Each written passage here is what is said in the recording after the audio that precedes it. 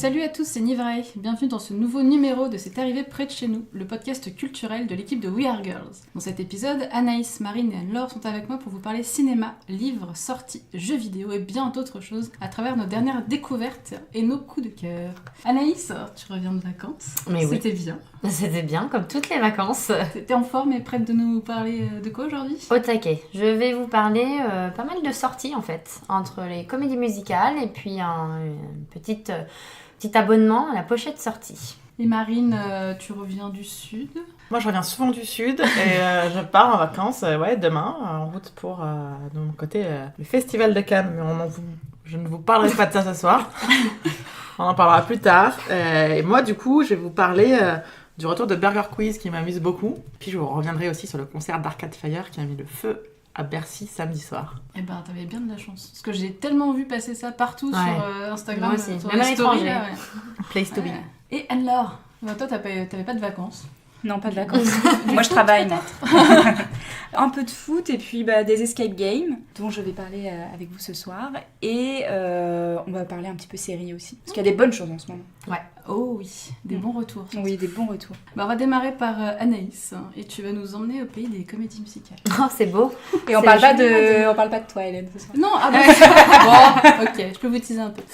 Moi, je parlerai podcast. Parce que c'est bien de parler de podcast dans un podcast. Ah oui. Et non, mais je vais vous faire un cours. Et je vais vous expliquer pourquoi j'écoute des podcasts et ce que j'écoute. Parce que je crois que parmi vous trois, il n'y en a pas une seule qui écoute vraiment des podcasts. Non, on ne s'écoute pas nous-mêmes d'ailleurs. Je vais tenter de vous convertir avec des bonnes choses. Bonne Je fais une chance. petite sélection. Et je parlerai aussi de bande dessinée dans la deuxième partie. Mais parlons comédie musicale. Alors moi, évidemment, je ne suis pas chanteuse de comédie musicale. Heureusement. Non, mais par contre, j'aime les comédies musicales. Je dois l'avouer. Ce n'est pas une tare, ce n'est pas un problème. Enfin, j'aime les spectacles musicaux. Parce que soyons précis. Oui, il y a des comédies musicales et il y a des spectacles musicaux. Il y a quand même un sacré paquet de merdasse dans les comédies musicales, surtout en France. Genre quoi ? En fait, je trouve qu'il y a eu Attention l'époque. à ce que tu Non, dis. mais il y a eu Attention. l'époque. Aussi. Notre-Dame de Paris, génial, tu vois, Ouais. Notre-Dame de Paris, les 10 commandements et tout, nous on a Roméo et grandi Juliette. avec. Roméo et Juliette. Et pour Très moi, chouette. après Classique. Roméo et Classique. Juliette, on s'arrête là. Non, le Roi Soleil. Non. Ah, le Roi Soleil. Mais Deux moi, fois, je- j'ai été le voir. Je n'ai jamais compris le succès du Roi Soleil. J'ai trouvé ça j'adore. horrible. J'adore. Mais c'est l'histoire de Louis XIV qui t'intéresse, non ? Ah bah oui, c'est l'aspect Et complètement culturel. historique. Ça, c'est ton côté fan de Stéphane Bern. Voilà, Il y on en avait parlera un truc une de autre fois. de vampire et de rock ou je sais pas quoi. Ah ouais, Mozart, Mozart, il y avait l'opéra. Mozart. Ah, ça, j'ai pas vu, par contre, j'avais été voir Non, mais- Dracula. Ça, c'était Ah un ouais, peu pourri. voilà, tu Ouais, vois, ouais. tous ces trucs-là, moi je trouve ça pourri. Ouais. Il y avait Non, il y en a, Cindy, il y avait Cindy le avec truc l'âne. avec Matt Pokora, là, Robin des Bois. Robin des là, Bois. tout ça. Toi, t'avais fait un truc Pourri. que t'avais bien aimé, t'as un peu honte sur les Tu balances comme ça. Ah ouais, belle à l'époque. Ah, mais oui. j'étais jeune. Je hein. l'ai pas vu. C'était des reprises de Claude François, j'ai beaucoup aimé. Avec Joy Esther, qui est maintenant dans Nos Eh chers oui. voisins pour les fans. Oui, oui. Voilà. Et qui a fait Danser avec les stars d'ailleurs. Et qui Ah, a fait donc en danser fait, avec les stars. Elle ouais. avait déjà dansé Ouais, dans la tout comédie à fait. musicale. précurseur, Tout à quoi, fait. comme... Ouais. Donc voilà, donc vous êtes d'accord qu'il y a quand même eu un moi, énorme j'adore. creux Ah. depuis. Bah, il y a enfin, eu le tu Roi vois, Soleil. mais- Oui, pour toi depuis le Roi Soleil, il y avait ensuite un petit moment de flottement, quelques années un petit peu pourries. Pourquoi ? Parce que chez nous, on n'a quand même pas cette culture de la comédie musicale. Là où si tu vas à Londres ou à Broadway, c'est tous les soirs et t'en as des dizaines et des dizaines. Excusez-moi, il y a ma mère qui m'appelle. Parce que la Maman, maman d'Anaïs, ça. Elle veut Je vais participer. lui raccrocher. Faut savoir qu'Anaïs a un téléphone fixe chez elle. Oui. Donc je pense qu'elle vit encore en 1992. Et il n'y a que ma mère qui m'appelle sur téléphone fixe. Elle a déjà s'acharne, essayé 8 d'ailleurs. fois son portable. Mais ce qu'il faut savoir, c'est que moi aussi, j'ai un téléphone fixe et j'ai que ma mère qui a le numéro. Ah bah oui. Je pense que c'est un truc de maman. Ouais, Bah je oui. sais Moi, j'ai pas de pourquoi, téléphone fixe. Ouais, mais si t'avais le téléphone fixe, je pense qu'il y a que ta mère qui aurait ton numéro. Et ton opérateur. Bah oui. Probablement. Parce que si elle n'arrive pas à te joindre sur ton portable, elle pense que t'es morte et du coup elle t'appelle chez toi tout de suite. Exactement. Donc en France, on n'a pas trop cette culture. Non, il y C'est a vrai. une grosse comédie musicale qui sort en général par an ou tous les 2-3 ans, même ces dernières années. Genre, en ce moment, il y a quoi ? Il y a Jésus, tu vois, un truc de ça a Pascal l'air Obispo, là. Mais horrible, oui, ça. tous ces Ça, oh là spectacles-là, là, c'est on quand même parle pas, assez... voilà, on n'en parle pas, on est d'accord. Après, il y a des spectacles musicaux qui sont sortis ces dernières années en France, français, qui sont pas mal. Genre Résiste. que moi j'avais trouvé très sympa.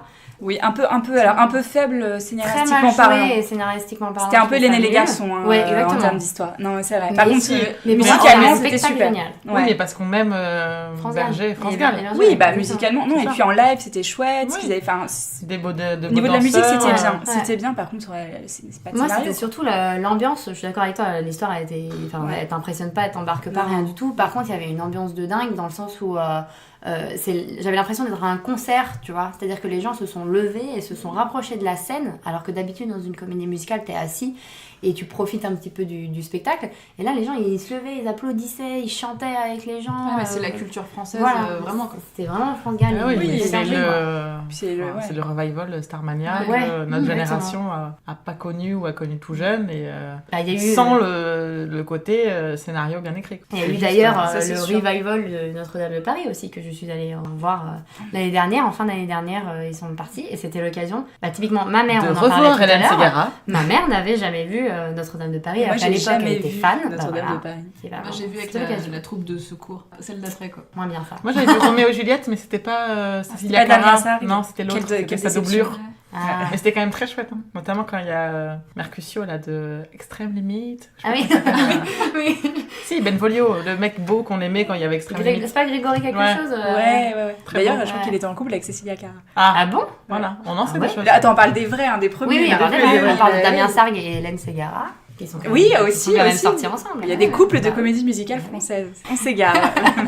Non, mais on s'égare pas parce qu'il y a vraiment des spectacles qui sont sympas. Et moi, ce que je préfère en France, qu'on a depuis quelques années, c'est ceux qui sont au théâtre Mogador. Parce que même si au début, ils me faisaient très très peur parce qu'ils sont traduits en français. Donc il y avait eu le premier, je crois que c'était Mamma Mia, qui avait eu un gros succès. Il y avait eu Sister Act et Mamma Mia. Ouais, c'est ça, c'était un peu. Le Roi Lion. Mais le Roi Lion, c'est un dessin animé.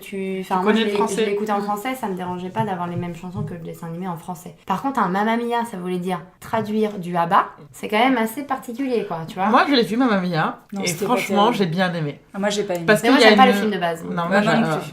j'adore le film. Ça, c'est quelque chose qu'on va se... Oh, moi, c'est quoi On va se l'avouer tout de suite. Je n'aimerais pas le 2 parce qu'il y a un casting assez dégueulasse.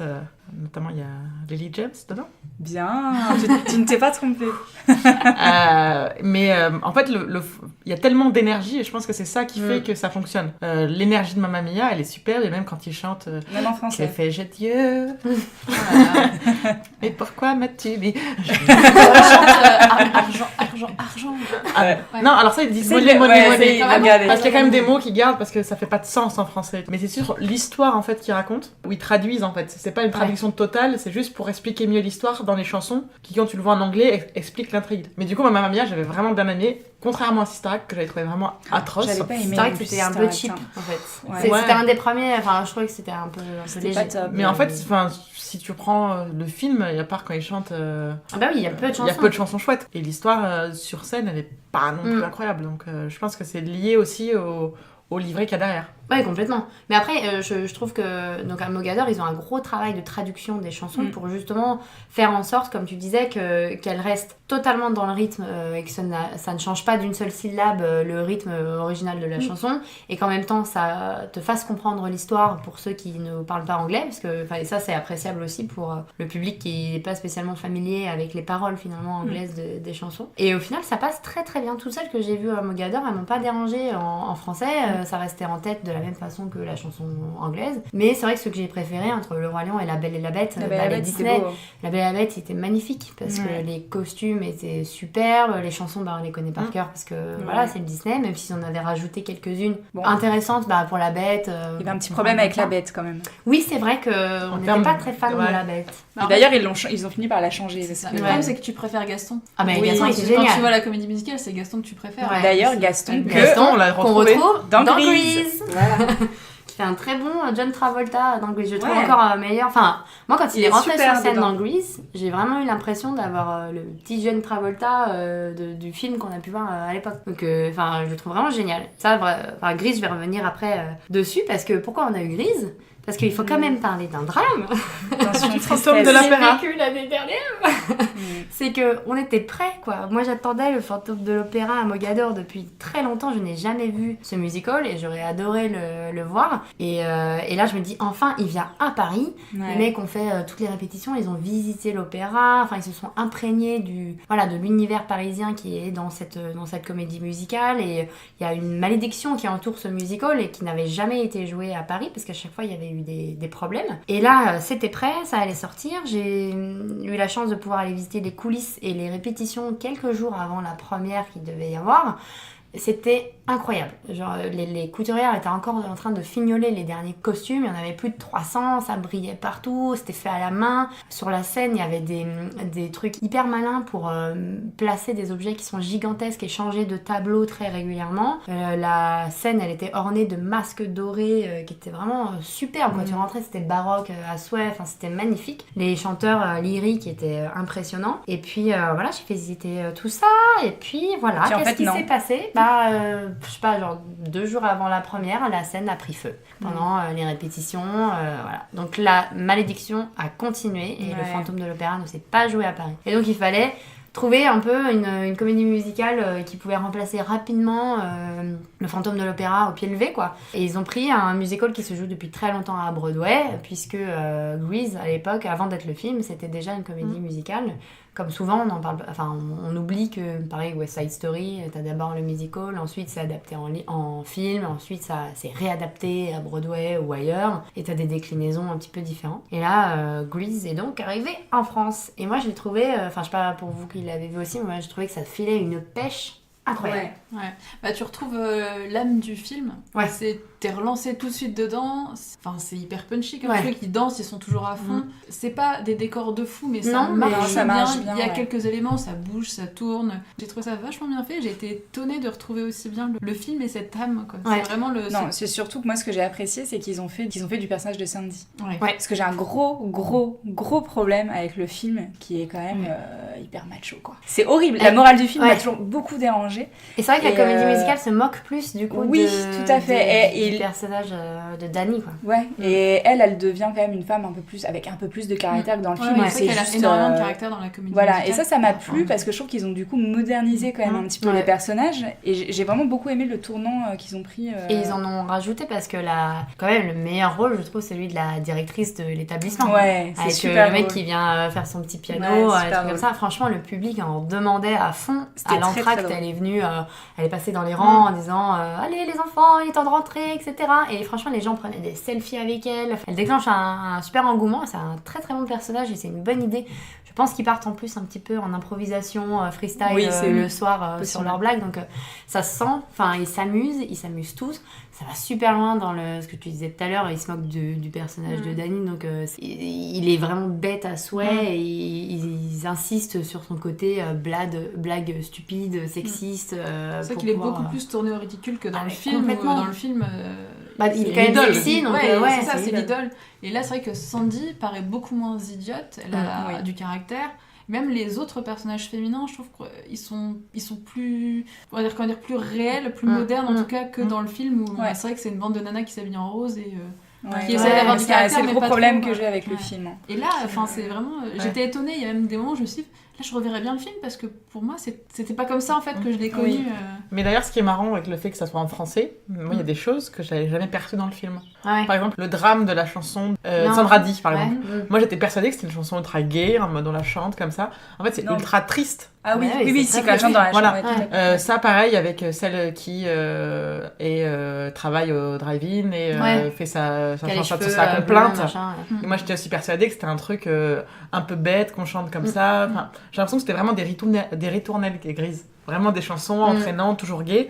Et la traduction en français, des fois, j'étais en mode mais c'est fou. J'ai jamais Ouais. Parce que tu fais attention, en fait, alors que quand t'es petit et que tu découvres Grise, C'est tu juste retiens des entraînant, bouts quoi. et tu te dis Ouais. c'est Oui, tout rigolo, à fait, c'est en ouais. anglais, tu vois. Non, c'est vrai qu'on a un peu redécouvert Grise grâce Ouais. à cette comédie musicale. Donc c'est vraiment un pari gagné, quoi. Ouais, et en plus, c'est aussi ce que tu lui demandes, c'est-à-dire Ouais. que tu sais que quand tu vas voir Grease, tu vas pas réfléchir pendant 2 heures, tu t'en fous, quoi, tu vois. Tu vas voir quelque chose qui est en même temps léger, en même temps divertissant, en même temps intéressant au niveau des chansons, donc tu vas juste pour t'amuser et passer du très bon temps et c'est ce qui t'offre. Donc Oui, complètement. c'est génial, c'est ultra coloré, les chorégraphies sont super sympas. Ouais, et ça, moi j'ai vraiment été épatée par le physique des danseurs, enfin, des chanteurs-danseurs, c'est-à-dire que toutes les danses de Grise sont hallucinantes. Enfin, je veux dire, c'est des grands écarts, des sauts, on danse tout le temps. C'est et du rock acrobatique. Ouais. C'est Oui, vraiment, et à la fin, à chaque fin ils chantent en même temps, et à chaque fin de chanson, tu les sens quand même épuisés. Tu sens que là, quand même, t'as donné.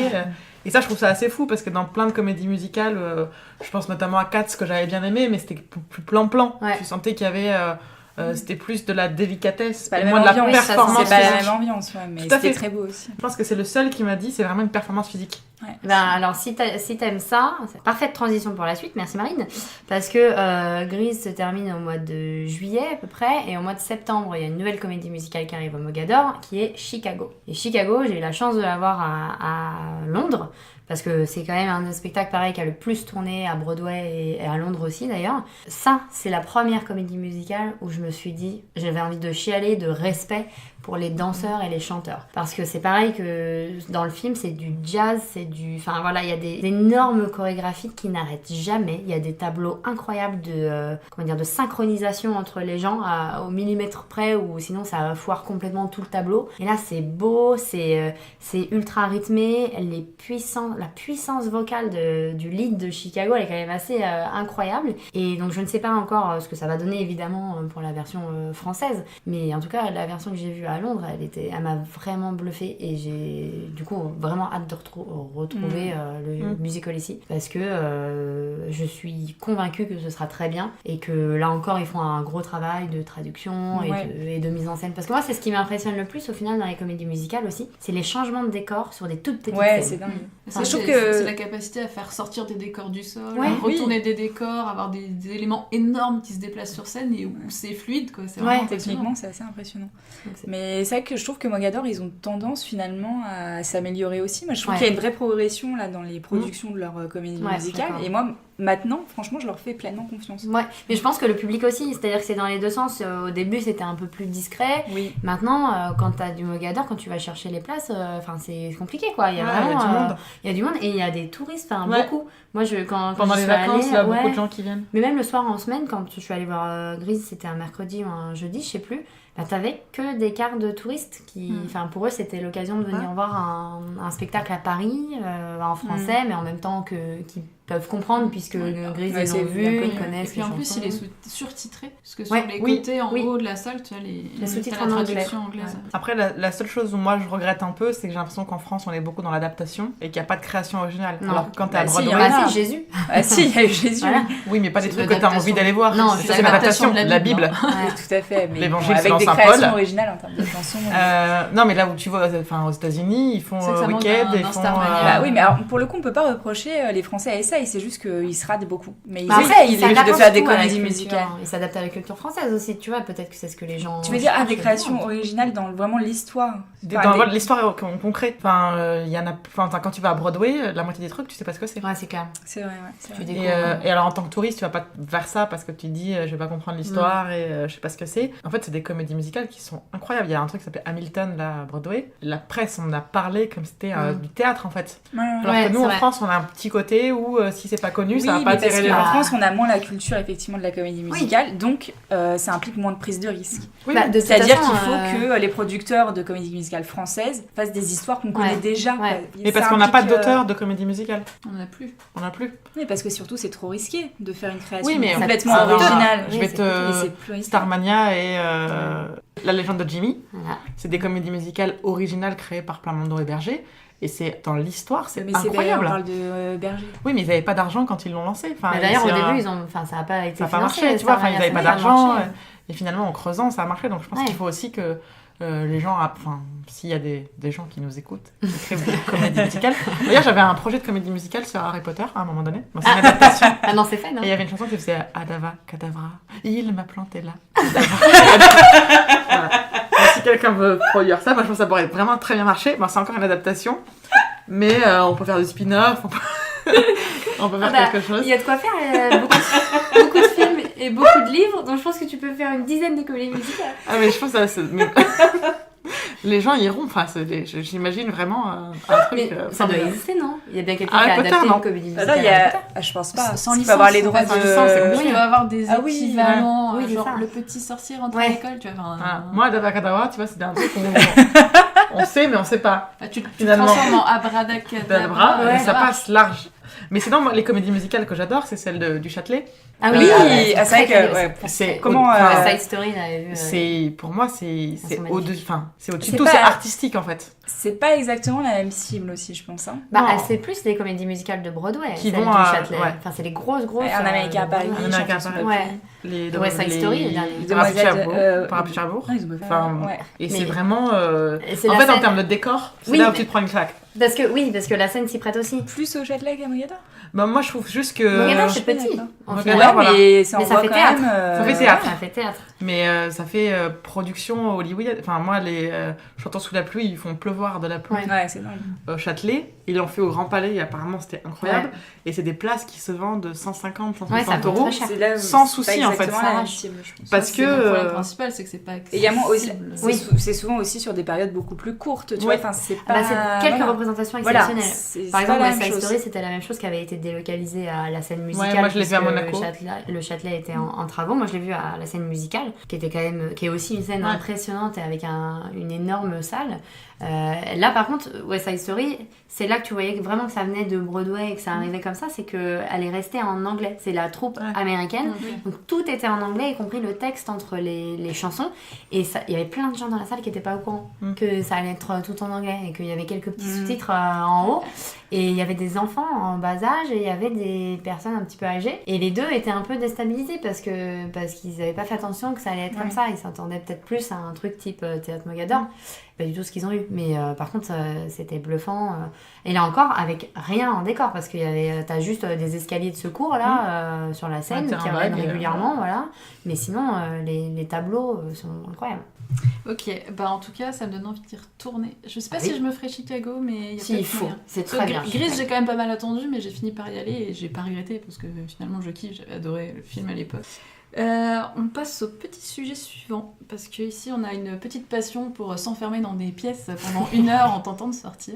Et il y a pas longtemps, on a fait l'expérience un peu chacune à notre tour de manière différente. Et du coup, c'est toi, Anne-Laure, qui va nous parler des escape games. Oui. Alors, assez généralement, déjà, je voulais qu'on parle ensemble de Magic. ça fait très maintenant je voudrais qu'on parle un petit peu de la réforme du travail parce que ce qui se passe dans la rue aujourd'hui, moi ça me révolte. Donc on va se parler d'escape game. Et Escape attention. Game, et notamment de Majestic Escape Ouais. Game. Oui. Puisqu'on a toutes pu tester ici les 2 salles pour l'instant de cette nouvelle. Enfin, ça fait pas très longtemps, je crois qu'ils sont ouverts. C'est moins d'un an, il me semble. C'était Ouais, moins c'est d'un l'année an, dernière. voilà. Donc c'est une belle occasion, surtout que c'est des très bonnes salles. Alors c'est à Paris, désolée pour les autres.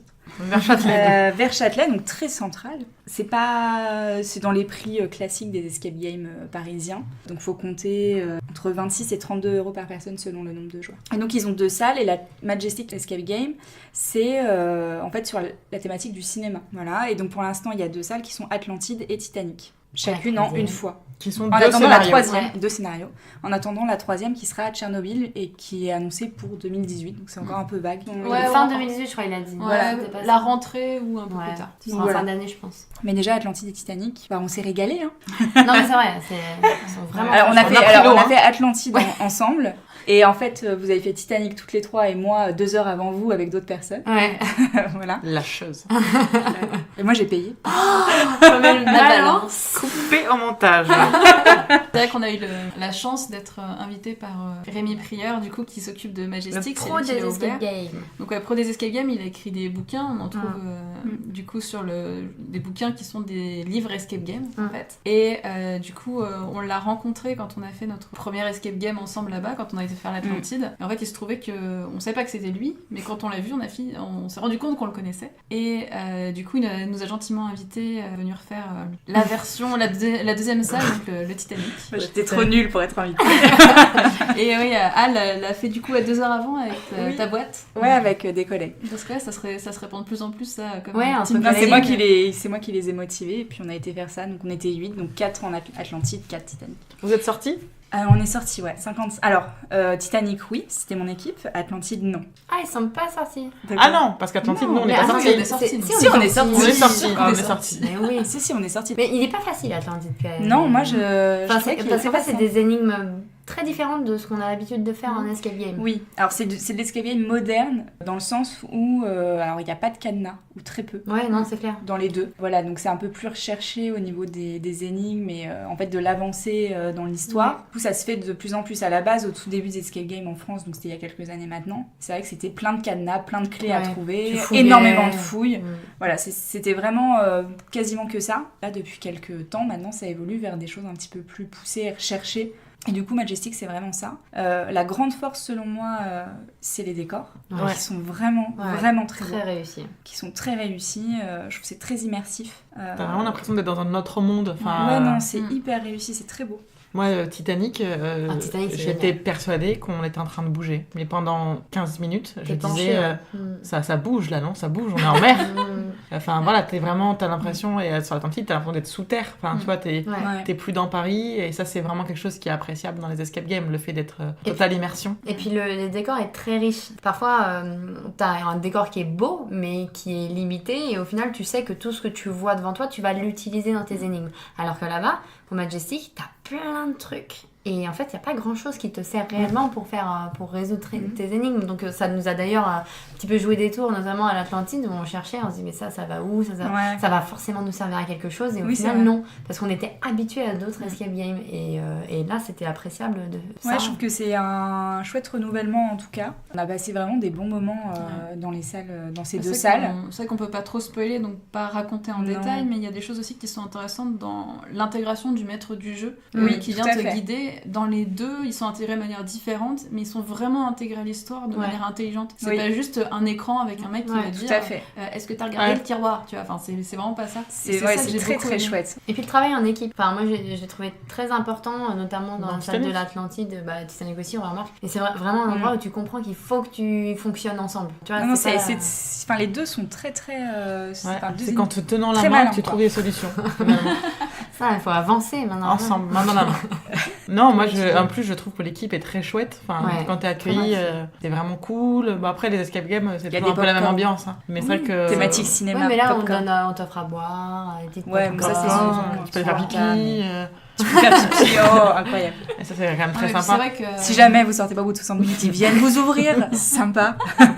Ah, et puis c'est vrai qu'il vient discuter. Enfin, tu poses des questions. Oui, Ouais. oui. Que ce soit Rémi ou son collègue, je sais plus. C'est vraiment des passionnés. Son prénom, voilà, ils sont passionnés, ils sont Ça c'est commun Ils effectivement. sont très ouverts à la discussion derrière. C'est pas juste un mec qui est à la caisse et qui va te faire rentrer dans la salle et ils te font une introduction. T'as vraiment quelque chose, t'as un partage qui est très présent et j'avais pas l'impression de l'avoir ressenti avec Ah, les si, autres salles. Si, t'en as Ah, la parlé, Loc quand même. Academy est très Ouais. comme ça aussi. Mm. Moi j'aime C'est beaucoup. vrai que la Loc beaucoup. Academy, je suis Ouais. pas mal là-dessus. Ils sont Ouais, cool. ils sont vraiment cool, ils sont vraiment passionnés, ça se ressent et les énigmes sont aussi très chouettes et pour le coup assez modernes. Donc c'est Mais en un fait, autre conseil. C'est là où tu te rends compte, je pense, que les escape games qui vont durer et qui vont mieux marcher, c'est ceux qui sont.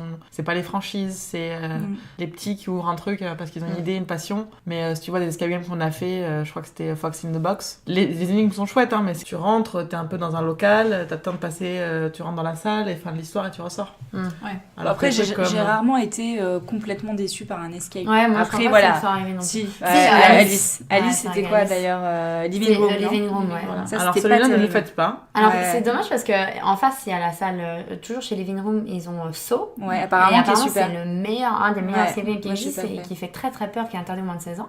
Bah, on n'ira pas. Mais voilà, moi c'est pas fait C'est pour loin moi. en plus. Mais ouais, Alice, on avait été déçus. Non, je pense que c'est le seul où vraiment je me suis dit en sortant, là franchement je suis déçue. quoi. Ouais, par la simplicité des énigmes. C'était par pas le beau. décor, Les pas décors. très beau. Alors un décor cheap, pour moi il y a rien de pire. Du coup Ouais. en fait ça fait que je rentre pas dedans et que je me sens pas concernée Ouais. en fait et je Et passe puis pas un très surtout, bon- Marine avait tourné tous les petits boutons, puis on avait réussi à ouvrir des trucs sans trop. Bah oui, enfin, parce que c'est beaucoup simple. de cadenas pour le coup. Ouais. mais- Parce que Marine est un génie. Ça, on le dit pas assez souvent, mais... N'oublie pas, elle invente des comédies musicales avec des cadenas, on l'arrête plus. Tant de choses. Oui, mais en tout cas, Majestic, c'était vraiment chouette. Moi, je le recommande facilement aux gens. Ouais, moi C'est quoi aussi. ton préféré du coup, Anne, en escape game? T'en as fait pas mal quand même. J'ai beaucoup aimé le métro chez The Ah Game. oui, je voulais le faire celui-là. Qui était vraiment chouette pour le coup, c'est vraiment une rame de métro qu'ils ont récupérée. Alors, du coup, on est bien quoi. Ouais. Alors, on avait beaucoup ri notamment parce en fait on rentre, alors chez The Game, on rentre dans les salles avec nos affaires et en fait on les met en entrant dans un coin, mais on rentre avec nos sacs, nos manteaux, etc.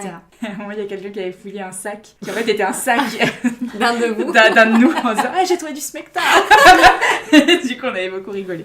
Voilà, c'était un petit souvenir. Non, celui-là était vraiment très chouette et j'ai beaucoup aimé Majestic, beaucoup la Lock Academy. Après je retiens plus des enseignes en fait où je trouve que toutes leurs énigmes sont quand même assez poussées et du coup ça me donne une très bonne vision globale de l'entreprise. Mais Get Out qu'on avait fait à Reims, n'est-ce pas?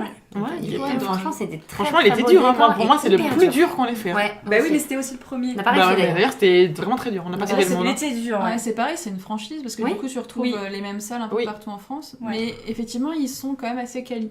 Le décor est super. Le décor était pas mal, les énigmes étaient c'est vrai que c'est assez complexe quand même parce qu'on n'avait pas toutes la même expérience, mais on en a un peu chié, faut le dire. Ouais. On a du coup moi c'est la seule que j'ai pas fini pareil. vraiment. Et On n'était pas loin, il nous restait un seul truc à finir, mais il est dur le truc à finir. Je sais même pas si on l'aurait fini en fait. Il nous aurait fallu bien 10 minutes de plus. Je pense pour on n'était pas. Ouais, et par contre à The Game, il faut absolument qu'on aille faire l'avion, mais je crois que il est Lost. complet. Moi j'y vais, mais pas avec vous. Mais tu vois, tu cherches aussi. Voilà. En mai là. Le prochain qu'on fait, c'est quoi alors? On va faire l'avion, puis on va tomber sur la même date qu'elle, et puis c'est tout. Si les gens veulent nous inviter pour l'avion, on est là. The Game, du coup, si vous nous écoutez, nous sommes 3 disponibles. Quand vous voulez, Quand pour vous voulez. l'avion. En journée, on peut prendre une matinée de travail. Et du coup, on parle de comment dire, la banlieue ou de la province où il y a des salles, mais il y en a où il n'y en a pas du tout. Mais du coup, il y a d'autres solutions. Et il y a d'autres solutions. Donc, comme le disait Hélène tout à l'heure, il y a les... S'enfermer dans une maison et faire peur aux autres. Il y a les escape books, du coup, dont on avait offert à Marine, je me souviens. D'ailleurs, est-ce qu'il était bien? Superbe, je suis arrivée à l'énigme 12 sans difficulté. Et d'ailleurs, qui était écrit par Rémi. Mais d'ailleurs, je vais le faire dédicacer par Rémi la prochaine fois qu'on se voit. Et alors, du coup, moi, j'en ai pas trop testé, je peux pas vous donner mon avis dessus, mais ça a un certain succès. Il y en a quand même pas mal maintenant chez Mango et 404 Éditions, qui sont un peu les spécialistes. 404, ils ont aussi sorti des escape box. Donc moi, j'en avais testé une sur le thème zombie, où là, c'est vraiment, en fait, on peut chez soi recréer un petit escape game en cachant des éléments. Bon, je suis un peu plus sceptique. Mais il y a, et c'est là où je voulais en venir, les jeux de société escape game qui sont vraiment super bien. C'est Unlock et Exit. Alors, ils sont un peu assez différents. Unlock, c'est français. Il y a 3 boîtes avec 3 énigmes dedans qui sont sorties déjà. Donc souvent en rupture, parce que vraiment beaucoup de succès. Ils ont eu des prix, c'est vraiment très très chouette. Hélène, toi, t'as déjà pu tester? Ouais. Moi, j'ai testé un de chaque, si je me souviens bien. Ouais, je pense et les deux, je crois que les deux, on n'a pas réussi dans le temps qu'on te donne, parce que c'était assez complexe, mais c'était ouf à faire. Ouais, c'est chouette. Et en fait, ça fonctionne. Il faut télécharger une application en même temps sur iPhone ou iPad, pour pas citer de marque, et sur Android. Et puis, du coup, c'est sympa parce que il y a des interactions avec notre tablette, des codes à rentrer dedans, donc ça nous indique tout de suite les pénalités. Il y a une petite ambiance sonore, donc en fait, on est vraiment bien dedans. Et après, on joue avec des cartes qu'on va chercher. Et il y a aussi Exit, du coup, qui est une autre alternative, où là, c'est vraiment une énigme par boîte. Donc, on achète une boîte avec une seule énigme dedans. Qui est valable qu'une fois, du coup. Ouais. Mais pareil pour Unlock, c'est-à-dire qu'une fois que vous avez fait les 3 énigmes, ouais, mais je le prête, quoi, Exit encore plus. Exit Et c'est encore ça plus. qui m'avait marqué, c'est vraiment c'est une boîte à une seule et unique utilisation. C'est Oui, que parce qu'en fait, on se sert du matériel. Faut être conscient que tu pourras pas refiler la boîte à quelqu'un. C'est que tu peux potentiellement devoir déchirer une carte, plier une carte. Exactement. Et moi, c'est ce qui me plaît en fait dans Exit, c'est que vraiment, on utilise vraiment toute la boîte. Après, c'est pas des jeux qui sont très chers, donc c'est ça, usage unique. Non, alors Unlock, en fait, la boîte de 3 avec donc 3 énigmes dedans, c'est 26,90€ sur Philibert. Alors Philibert, c'est un site pour les jeux moins chers. Quand même, c'est cher pour un truc à usage unique. Là, t'en as 26,90€ divisé par 3. Et puis donc, tu joues au pas final... tout seul en fait, si tu compares à une expérience dans une escape room. Tu peux te l'acheter entre potes. Et Exit, du coup, c'est une boîte, une énigme, et là, c'est 12,50€ la boîte. Et alors pour l'instant, Exit, il y en a 3 qui sont sortis. Donc le tombeau du pharaon, la cabane abandonnée et le laboratoire secret. Et là, il y en a bientôt 3 nouvelles qui sortent. Donc le château interdit en mai, la station polaire fin mai, et L'île oubliée en juin. Et j'ai assez hâte. Petite recommandation rapide, Exit. Je dirais, moi j'ai beaucoup aimé La cabane abandonnée. Et sur Unlock, après selon les boîtes, il y a du pour et du... Voilà. Ouais, sur Exit, j'avais fait celui avec le Pharamond et qui m'avait étonnée à fond parce que justement, tu t'attends pas à devoir utiliser tout ce que t'as dans la boîte, mais vraiment. Pour Unlock, j'ai fait une île mystérieuse ou quelque chose Avec, comme ça. Avec les une pyramide. pirates. Non, avec une pyramide au milieu. Tu commences en 2 équipes Ouais, au début. c'est ça. Ouais, ça c'était pas facile, celle-là elle est pas simple. C'est vrai qu'il y a aussi ce truc, c'est que tu joues à 2 ou à 4, ou même tu peux Oui, tu joues autant ouais. que tu veux finalement, Ouais. parce que t'as pas de limitation parce que tu payes pas ta place. Tu peux démarrer du coup en équipe séparée et il faut dialoguer ou pas dialoguer, ça dépend des règles à suivre. Et c'est vrai que ça fait un peu bizarre, mais c'est des fois plus pratique que par exemple Unlock où on est tous sur les... Exit, on était à 4. Et du coup, on était tous sur les mêmes énigmes et c'était un peu compliqué de se passer les cartes et tout parce que autour d'une table, tu peux pas mettre tout dans le même sens. Enfin, c'était un peu plus complexe là-dessus. Mais Exit, il a ce petit charme. Alors, il y a rien qui se fait avec application pour le coup, contrairement à Unlock. Donc, t'as une roue, c'est ça qui va te donner en fait les codes. C'est beaucoup plus jeu de société entre guillemets. Ouais. Moi, je trouve qu'il a un certain charme. J'aime beaucoup les deux. Hein. C'est difficile de trancher, mais en tout cas, c'est des valeurs sûres. Et si vous aimez les escape games, allez-y. Eh ben, merci pour la reco. Et on va complètement changer de sujet. Et on va parler d'un très gros retour télévisuel, tellement gros que j'avais jamais regardé. C'est toi, Marie, qui va nous en parler. Du coup, je vais vous parler de l'Eurovision. Mais moi, je veux bien. Je le connais bien, sans aucun souci. Non, je vous parle d'un jeu avec des ketchup, des maillots, avec Alain Chabat. Oui. Un jeu qui a été, je pense, créé et abandonné presque aussitôt, alors qu'on devait être au lycée, quelque Je sais part. pas combien de temps ça a duré. Dans les années 2005, je pense que c'était 2006. Moi, je crois que c'était C'est 2006. plus que ça. Ah, je suis pas sûre. Moi, je pense que je passais mon bac ou pas Je très crois loin que c'était après. début des années 2000. Hein. Ouais, parce que il y a bien 15 ans, je Ouais, crois. ouais, Une quinzaine d'années. Bon, bref, on sait pas trop. En tout cas, le jeu est devenu culte pour toute une génération d'une manière assez folle où les gens l'ont découvert avant. Après, il y a même eu un jeu de société qui est sorti, que j'avais acheté, qui est génial. Pour Donc, jouer quel est ce jeu Burger Quiz. Burger Par contre, Quiz. je l'avais pas dit. C'était un gros teasing. C'est clair. Burger Quiz. Bah voilà, on reprend les mêmes et on recommence un peu. Le jeu, il pouvait, à mon avis, pas revivre sans Alain Chabat. C'est clair. C'est l'âme du truc, en fait, c'est le jeu des nuls, oui. fait par les nuls. Et en fait, ce qui était difficile à imaginer, donc moi, quand j'ai découvert ça, je pense que j'avais 16-17 ans, les blagues étaient atroces. Mais atroces, mais ça me faisait mourir de rire. Des fois, je savais même pas de quoi on parlait. Hein. Des thèmes géniaux sur, je sais pas, des trucs, mais qui n'avaient rien à voir, des questions cons, des invités qui partaient tout le temps en vrille. C'était en live à l'époque ou pas? Je me souviens plus. J'avais l'impression qu'il y avait un côté peu live. Après, sur je pense que Canal+. c'est peut-être Je suis pas sûre, je pense qu'il coupait peu. Mais... Ouais. Oui. c'est Mais en pas tout cas, beaucoup ça de donnait montage. cette impression Oui. d'être en freestyle et qui coupait pas grand chose et que ça pouvait partir. Et que c'est très, vraiment très loin. une émission où tu te disais, le mec il peut dire tuons tous les Arabes à la télé et que ça passait crème. Ouais. Un truc complètement fou en fait de se dire que c'était comme ça la télé. Et depuis, les Non, mais juste dans la première émission, il y avait. C'était quoi Juifs ou arabes. juifs ou ou les arabes ou les quoi. deux. Mais oui, C'est ça, c'est génial. génial. Et il Ouais. dit, je peux pas le faire. Mais c'est incroyable. Enfin, nous, quand on le regardait petit, on se disait, c'est fou la télé comme ça. C'était l'héritage des nuls. Parce que les nuls avant, enfin, nous, on n'a même pas connu cette époque, hein, mais c'était ça. Enfin, C'était- on on rigole adore de les tout. nuls, mais c'est clair que. Mais du coup, je trouve que ça fait encore plus de bien aujourd'hui Ah, de clairement. retrouver cette télé-là. Parce que, depuis, il y a aucune émission de télé de type Non. quiz qui est arrivée à la hauteur. Non, Alors, c'est clair. on aime bien, tout le monde veut prendre sa place, mais c'est mignon. Oui, non, mais Oui, c'est c'est ça. gentil. Là, c'est du quiz dans l'absurde, en fait. Et c'est un espèce de jeu télévisé où... Oui, parce que tu regardes pas vraiment le jeu en fait. En fait, ouais, c'est l'humour qui l'intéresse. C'est ça. C'est des sketchs et il y a un jeu derrière. Mais en Oui. fait, c'est- Mais C'est moi pas- j'ai jamais revécu ça à la télé. Et Burger Quiz, c'était le truc où tu ressortais le samedi avec tes potes, on va Ouais. faire un Burger Quiz, c'est qui le maître du jeu, le burger de la D'ailleurs- mort. D'ailleurs, c'est souvent été moi. Al, parlons-en parce que c'est un jeu qui t'énerve un petit peu, le jeu de plateau, parce qu'en fait, c'est pas vraiment quand t'as la bonne réponse que tu gagnes. Oui, moi j'aime les bien petits regarder, burgers. mais j'aime pas y jouer. Je vous le dis tout de suite. Parce que c'est le maître Voilà. du jeu qui C'est décide le tout. maître du jeu. Ah non, qui ouais, c'est décide. complètement injuste. Et Mais, Marine, qui en plus de faire des comédies musicales et, et débloquer des cadenas, est une très bonne maître du jeu pour Ouais. le Burger Quiz. Parce qu'il faut quand même, tu vois, faut être assez. Il faut beaucoup de charisme. Et de modestie. Et de modestie aussi. Un point pour l'équipe maillot. Non, et par contre, quand on lisait ces cartes sur ce jeu-là, on se disait, ouais, c'est quand même un peu vieillot maintenant, les trucs Ouais. de baladure.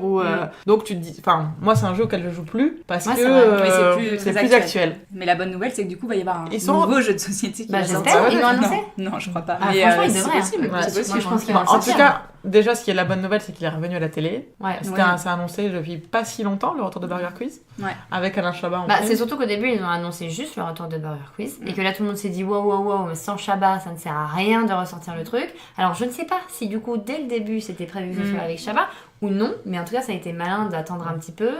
Le truc est monté. Tout le monde a demandé Chabat. Après, quand tu t'annonces que ce sera avec Chabat, tu dis bah voilà, c'est bon quoi. Enfin, tu signes, C'est ça. on est tranquille.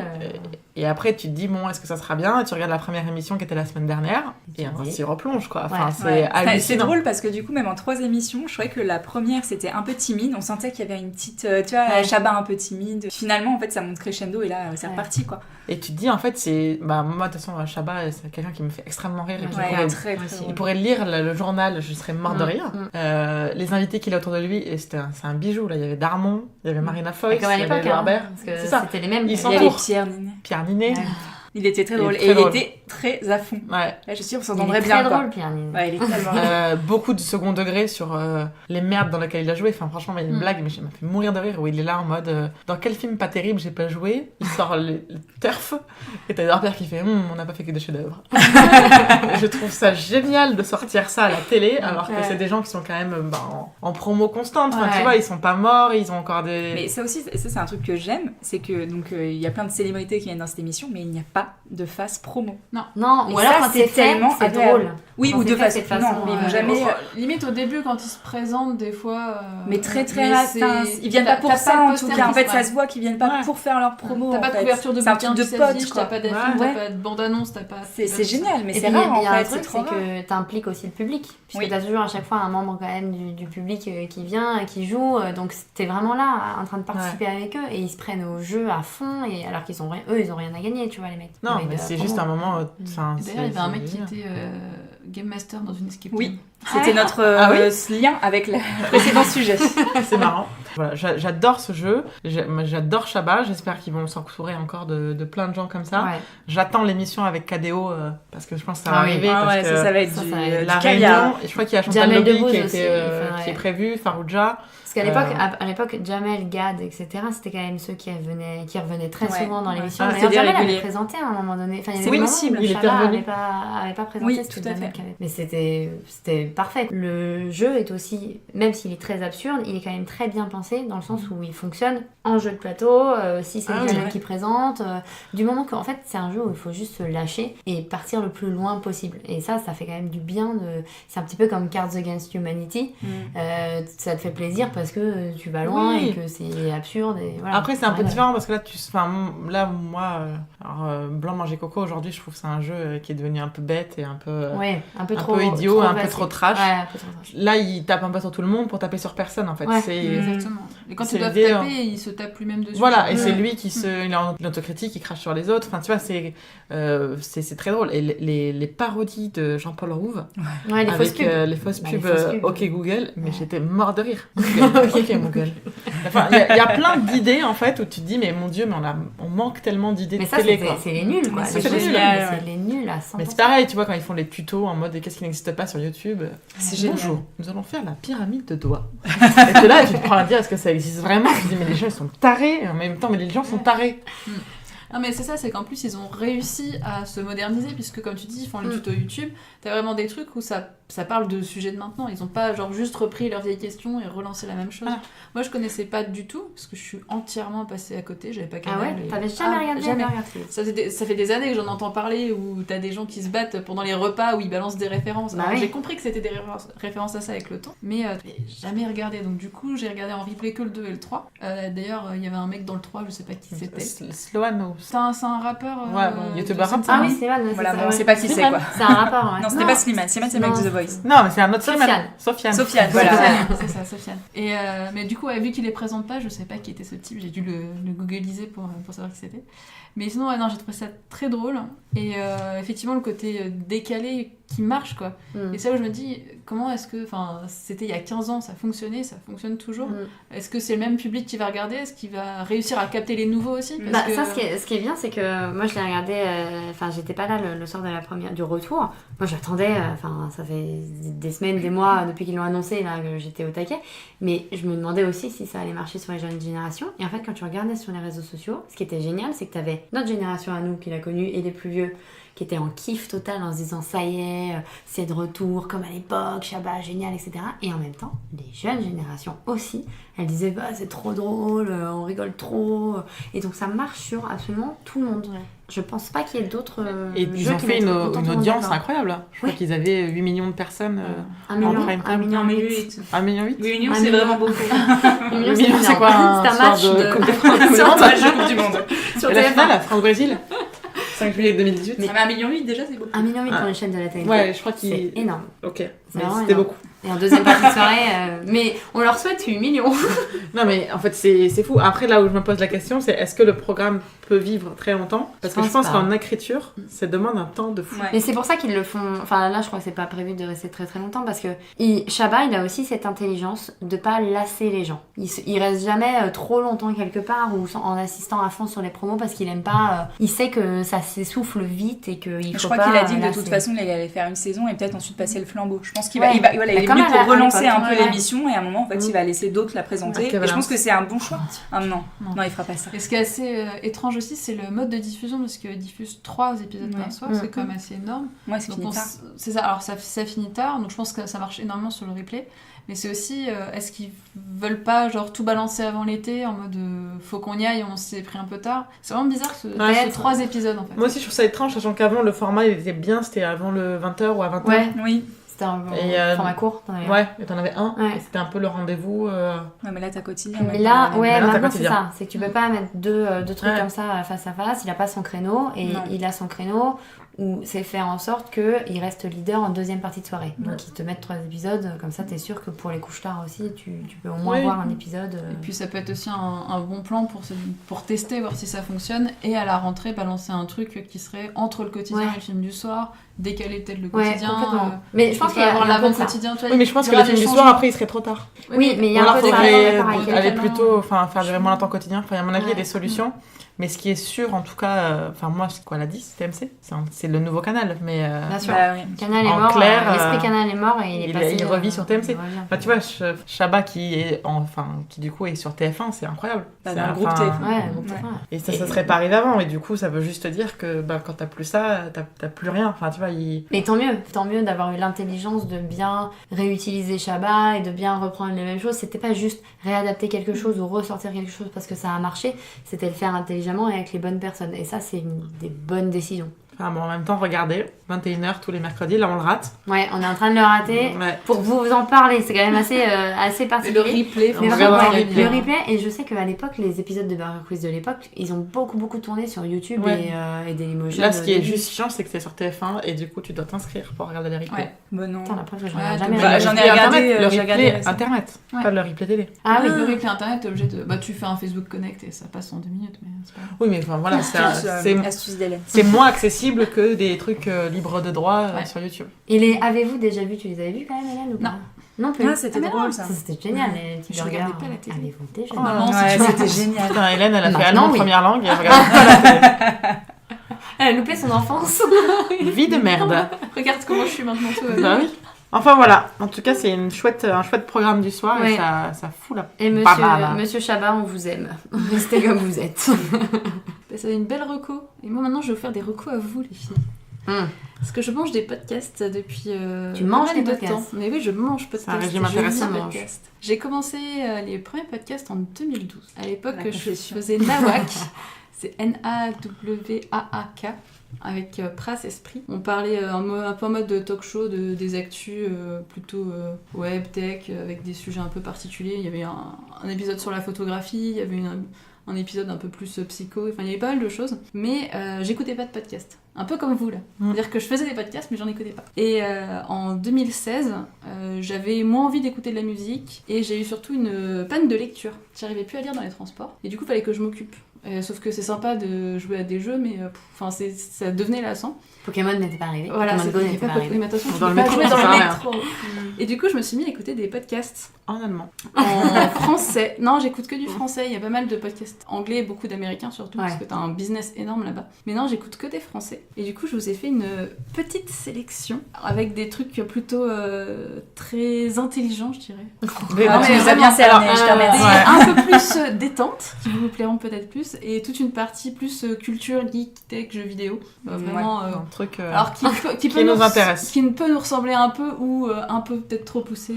Moi, j'ai à chaque d'abord une fois. question pour toi. Comment Ouais. est-ce que tu fais une recherche de podcast? Alors- Ça se passe sous les podcasts. C'est ça que je trouve ça pas clair. J'ai Alors, essayé. hein. c'est très simple. Vous avez forcément un téléphone. Vous êtes sur iPhone pour la moitié. Pas de trois marque quarts. ici. Sinon, ma tu mère, as- elle est sur téléphone fixe. Elle écoute les Mais il y a- podcasts. de base sur iPhone, t'as une application podcast. Elle est intégrée dedans. Donc tu peux la lancer et tu as plein de catégories et tu regardes les tops des podcasts et Mais tu essaies. trouves pas tout là-dedans. Alors tu trouves exactement tout puisque si ton podcast n'est pas sur iTunes. Bref. Ah non, non, mais en fait, J'ai l'impression d'être la petite vieille, mais En non, fait, ça il y a marche tout. pas. En fait, si ton podcast n'est pas sur iTunes, tu n'existes pas, clairement. Très clairement. D'accord. Si tu n'es pas donc connecté sur, à Internet, tu ne le trouveras pas. Ça, ce sont les podcasts que j'écoute. Alors, sur Android, je vous conseille par contre Podcast Addict qui marche plutôt bien. Donc, ouais, les podcasts. Ça, c'est un iPhone, hein, Hélène. Ouais, et ce qui est le plus connu sur les podcasts, c'est surtout les trucs de radio, du genre Arte, France Inter. En RTL, gros, ouais. c'est les émissions qu'ils font à la Ouais. radio qui retransmettent Qui après découpent en podcast. podcast. Mais c'est quoi la différence entre le podcast et le replay? Bah, il y a deux choses. T'as Un. le podcast replay que va faire ta radio, ou alors des capsules qu'ils vont faire en plus à côté. Mais c'est des gens qui sont payés. C'est leur métier de faire ça, vraiment. Et tu as après les podcasts un peu plus comme nous, Amateur. qui vont être amateurs. Alors, il y en a quelques-uns qui sont professionnalisés. On en retrouve, mais c'est très très rare en France.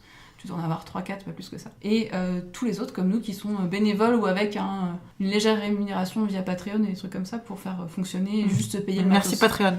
Vivement qu'on soit Non, nous, on n'a rémunérés. pas de Patreon.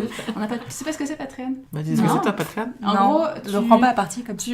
tu lances un projet, par exemple des vidéos YouTube. On va te prendre un exemple comme ça.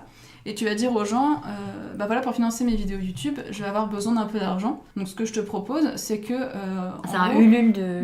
c'est encore différent ça. C'est que tu files par exemple 2 € par mois ou 2 € par vidéo. Et à chaque fois que le gars publie une vidéo, ça te prend les 2 € quoi. Donc en gros, tu finances les réalisations de quelqu'un que tu aimes beaucoup, que tu admires. Donc ça s'est énormément C'est répandu. C'est un truc qui est un boom énorme. Donc il y en a Alors, de vous plus en pouvez plus nous qui donner lancent. de l'argent si vous voulez. Je vous donne Non, mon nous RIB. on en a balancé pour l'instant.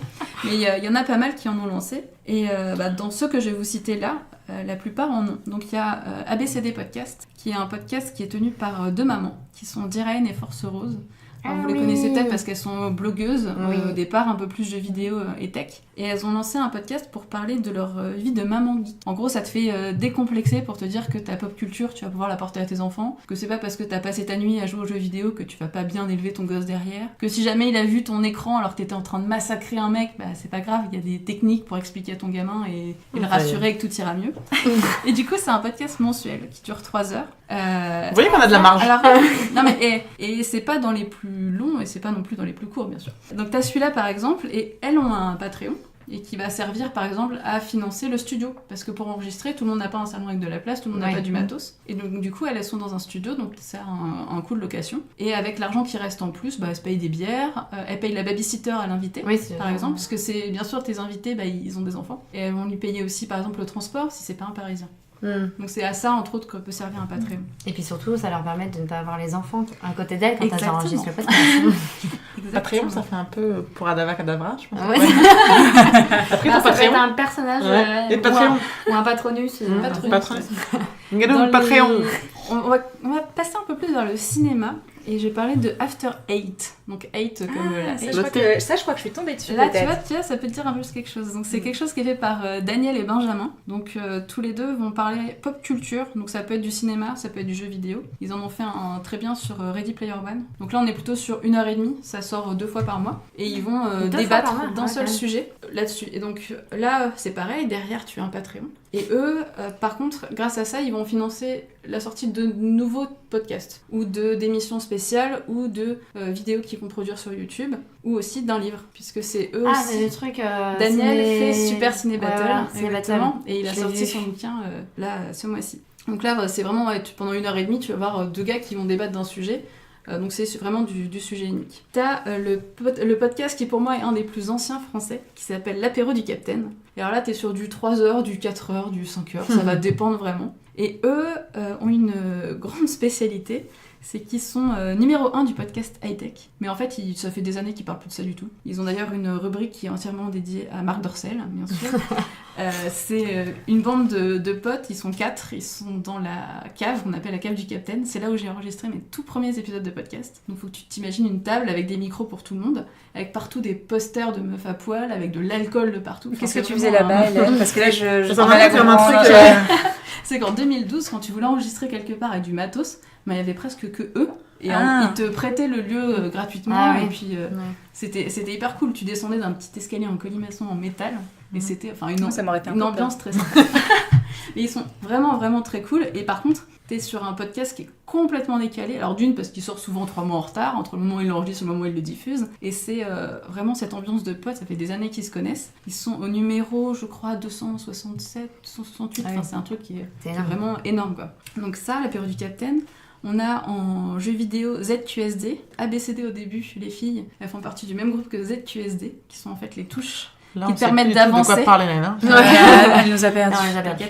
ZQSD, c'est en fait les touches qui te permettent d'avancer quand tu joues aux jeux vidéo. Donc eux, par contre, c'est vraiment que du jeu vidéo. Donc ils font aussi leur podcast en live, donc tu les as sur Twitch, pendant qu'ils enregistrent, et après tu retrouves l'épisode diffusé sur tous tes appareils, et c'est pareil, t'es sur du 3h30 en mensuel. 3h30, c'est ouf. Mais c'est pour parler de quoi? Des jeux qu'ils testent? En fait, en gros, vu que c'est mensuel, ils vont parler d'actu, de trucs qui sont sortis, les gros événements, et ils vont parler de jeux qu'ils ont testés. La plupart, ils bossent aussi dans des magazines de jeux vidéo, entre autres JV Le Mag, magazine papier, et d'autres travaillent aussi sur des magazines numériques. Voilà. J'ai parlé d'un autre, un peu plus spécifique, qui s'appelle le Whisperos.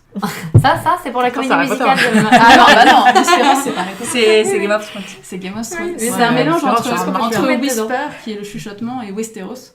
C'est Whisperos. Ça a été lancé cet été. En gros, ça suivait les épisodes de Game of Thrones. Ils regardaient l'épisode le lundi, et l'épisode sortait, je crois, le mardi ou le mercredi. Tu faisais toute une partie où ils te décryptaient l'épisode. Ça durait peut-être 1 heure, et toute une seconde partie où c'était du theory crafting. C'était en gros, on a vu ça, alors peut-être que ça sera ça. C'est pas mal ça. Et alors c'est sympa, sauf que c'est pas mal. Une saison, une fois qu'elle est finie, comment tu fais vivre ton podcast?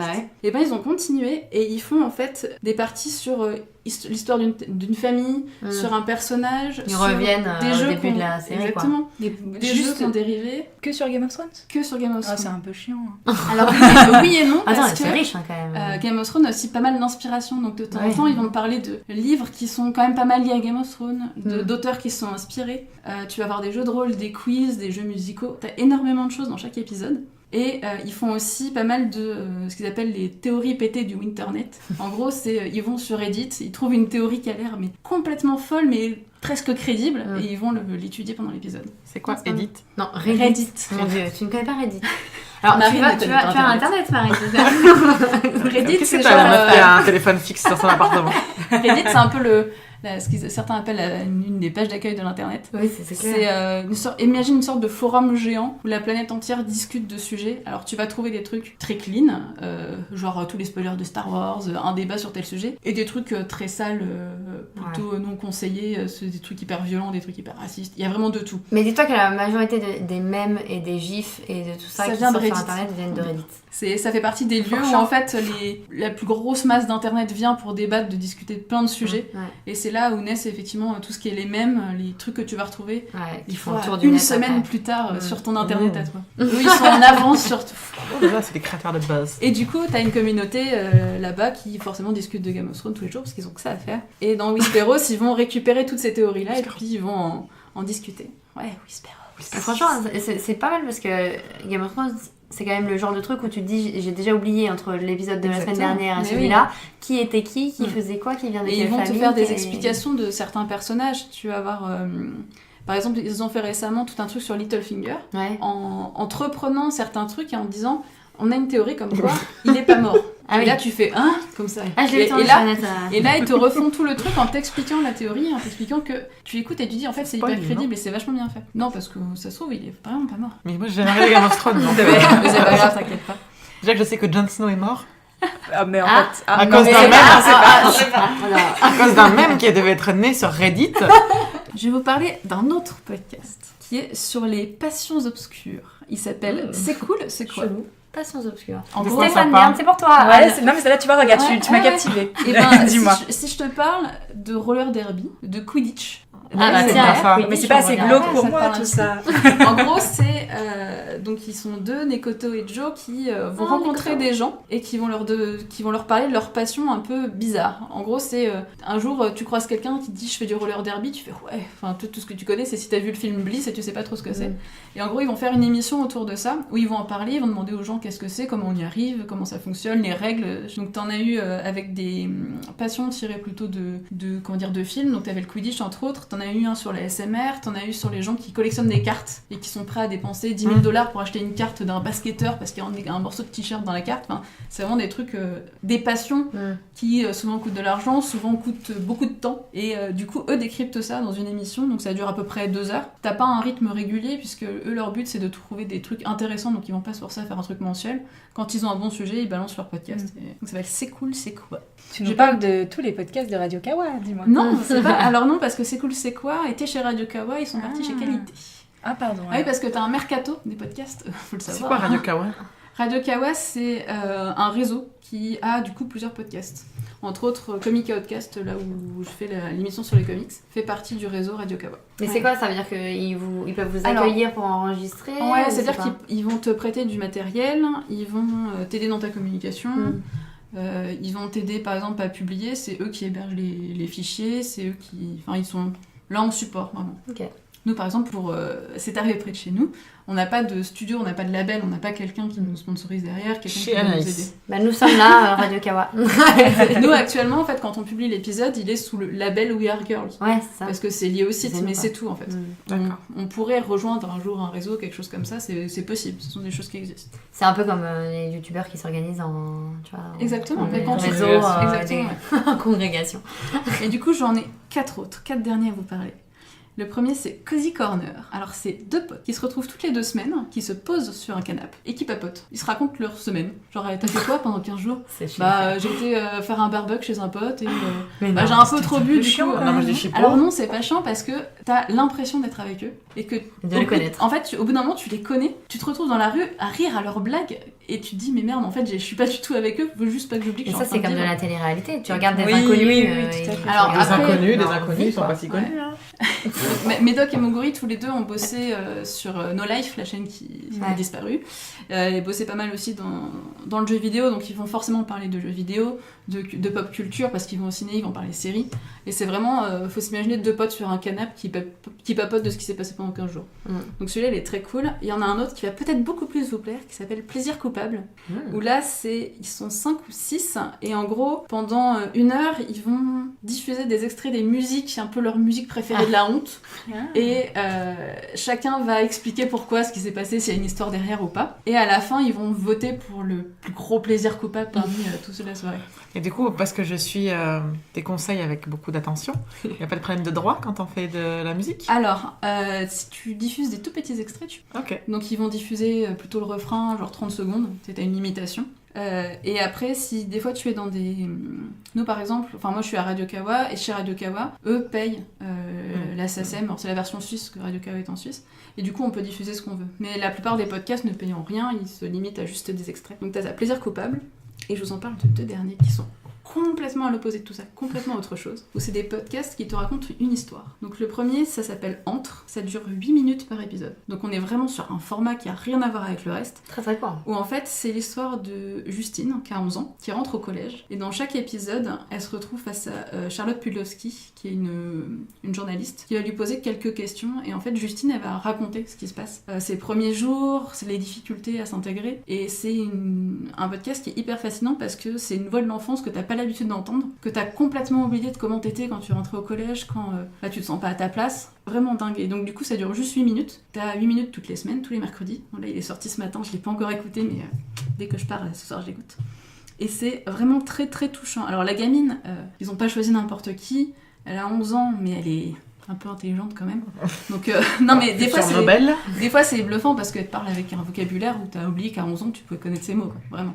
Et donc là, c'est vraiment quelque chose de plus doux et vachement plus humain. Donc ça change de tout le reste. C'est pas de la culture, c'est vraiment une histoire qu'on va te C'est un peu un raconter. livre audio, quoi. Exactement. Et du coup, l'autre, qui est faite par le même groupe. Donc en gros, c'est Louis Média qui produit 2 podcasts. Donc c'est Entre et Transfert. Transfert, il est aussi coproduit avec Slate, le magazine en ligne. Et Transfert, c'est plutôt du 30-50 minutes. Et c'est quelqu'un qui va raconter une histoire vraie. Donc c'est une histoire différente par épisode. C'est une interview qui a été faite par un journaliste qui après redécoupé, on retire les questions pour en faire que ce soit vraiment l'histoire racontée par la personne. Et c'est le premier podcast qui m'a fait pleurer dans le métro. Je me suis sentie comme une grosse merde parce qu'on te raconte une histoire. C'est comme si t'avais un film mais sans les images. Et c'est forcément, ils n'ont pas choisi des histoires simples.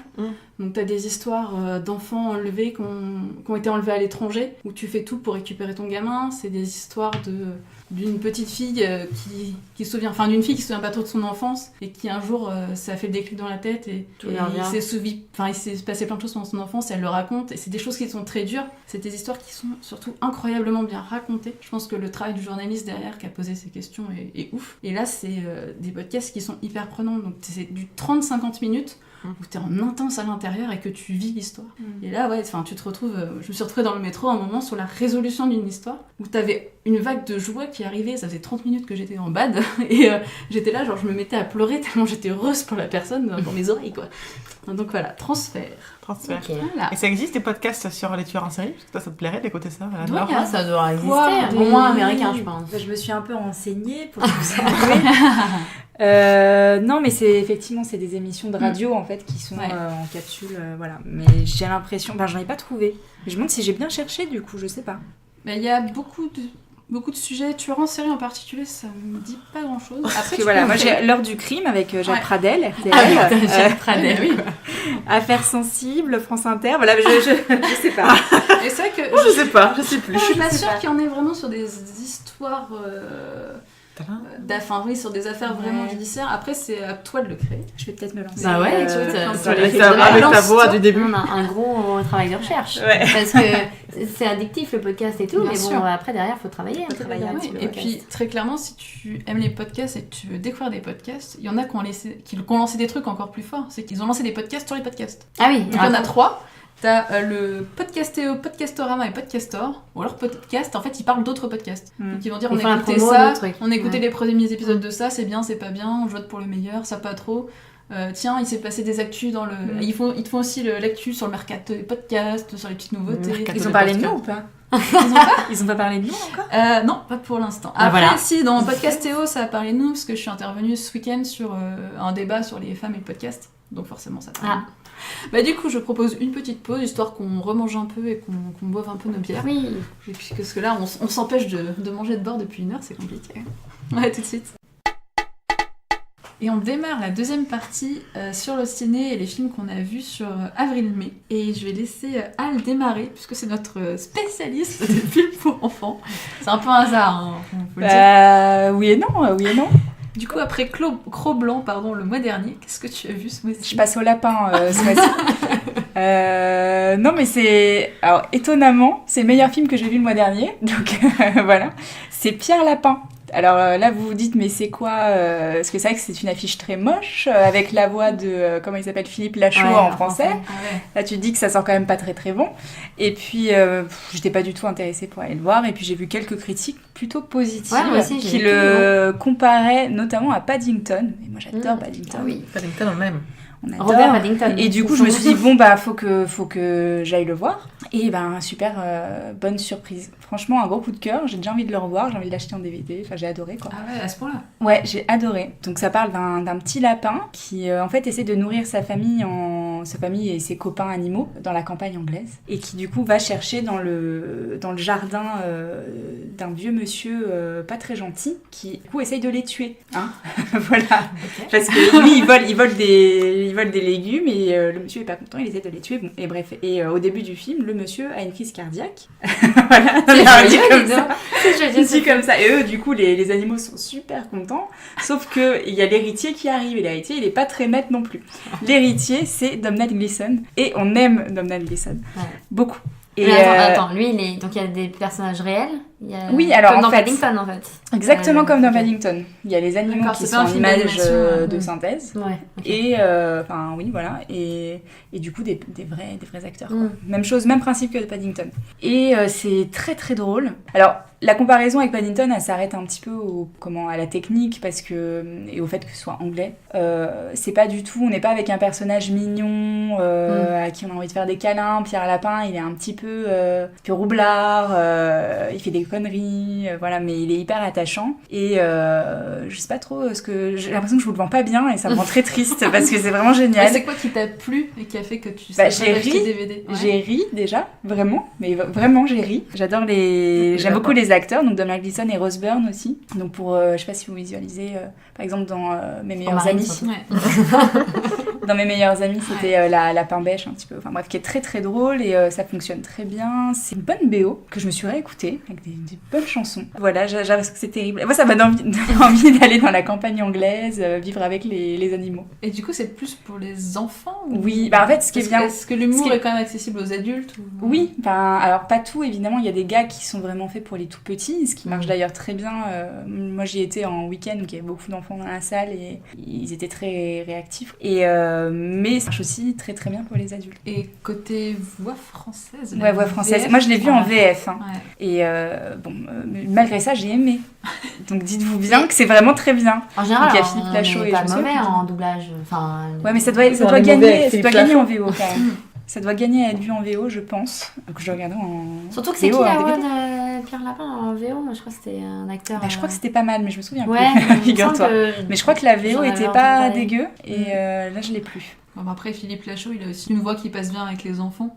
Il a une voix... Oui. Enfin, en tout cas, si tu parles d'un petit lapin un peu roublard, finalement, je l'imagine plutôt Ouais. dans le Oui, rôle. non, mais ça passe, ça Parce passe. qu'en fait, au départ, je pensais que c'était plus Oui. un personnage, effectivement, la Paddington, un peu tout mignon et tout. Non, Là, j'avais non, du mal non. à me dire Lachaud en mode Pas du petit lapin tout mignon. Vraiment, il y a des scènes, j'y pense et vraiment j'ai envie de rire. Vous le sentez là, j'ai envie de rire.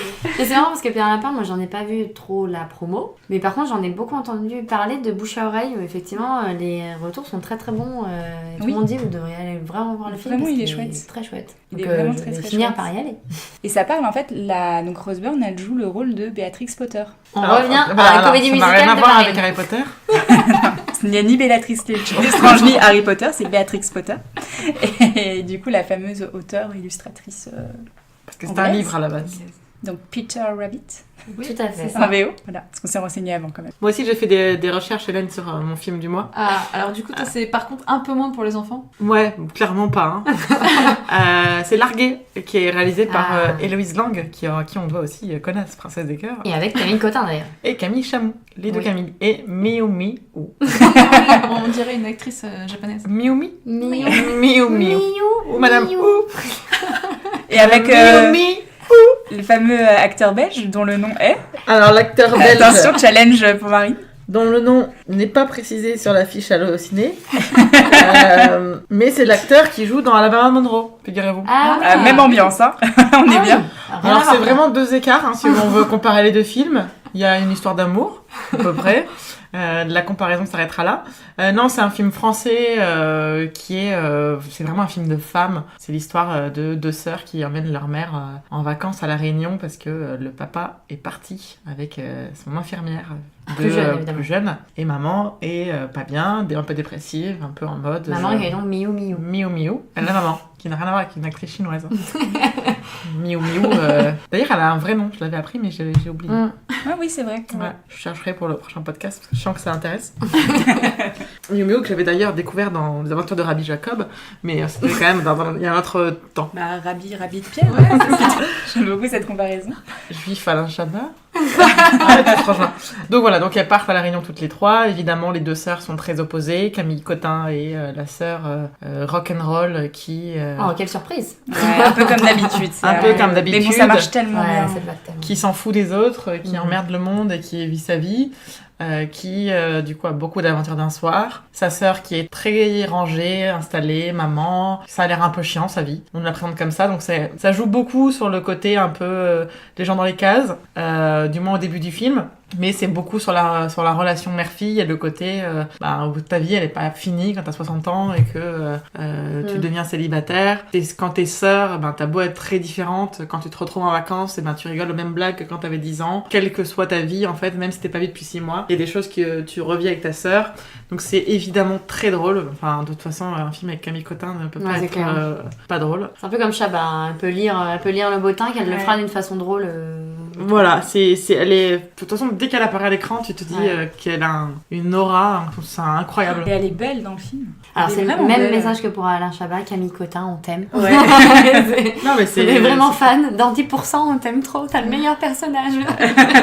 C'est une belle comédie, il y a des messages sympas sur pas mal de sujets, sur la maternité, sur la famille, sur voilà. Les vacances. Aussi les vacances, il y a un côté les bronzés quand tu regardes un peu le film. Ouais, alors là-dessus, je n'ai pas vu le film et au début, je ne voulais pas le voir à cause de l'affiche qui m'avait pensé au Bronzé 3 avec des espèces de bouées, flamingo, machin. Là, je la trouvais cheap l'affiche, mais vraiment. Et après, quand j'ai vu quand même qui était dedans et là encore le bouche à oreille qui était excellent, ça m'a donné très très envie de le voir. Mais c'est pas la comparaison avec les bronzés, c'est plus dans le côté les trucs qui t'arrivent en vacances, qui sont cons mais qui te font rire, du style les coups de soleil qui t'empêchent d'aller te coucher, la fille qui anime le club qui est complètement conne et après t'apprends qu'elle a fait HEC. Enfin c'est bête mais c'est de l'humour en fait qui est drôle en fait. C'est voilà. Le quotidien quoi. Et il y a un personnage masculin qui est rigolo qui est joué par Gunther Love, donc le chanteur d'Ernadette. C'est pas si drôle que ça. Ouais, mais il est quand même très dans la caricature. Oui, mais c'est son personnage. Ouais, mais... Ils font des chorégraphies improbables. Moins que Pierre Lapin. Ouais, ce que j'allais dire. Elle préfère les lapins, ok? Non, mais voilà, il y a une scène absolument, même en termes d'idées qui est géniale. C'est une scène de spectacle où son genre ils sont à la piscine et t'as un drap bleu et une sorte de natation synchronisée là. Enfin, je pourrais pas vous raconter, mais c'est génial. Des trucs karaoké sur Dalida qui se transforment en règlement de compte. Enfin, il y a pas mal d'idées qui sont très chouettes. Après, c'est pas un film où c'est écrit la nouvelle comédie de 2018, on n'en est pas là. Mais c'est bien foutu, tu passes un bon moment, ça te donne envie de taper ta mère après. Maman. Avec ton téléphone fixe.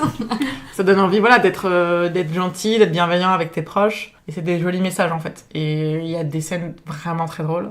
Et la complicité de Camille en tout cas fonctionne.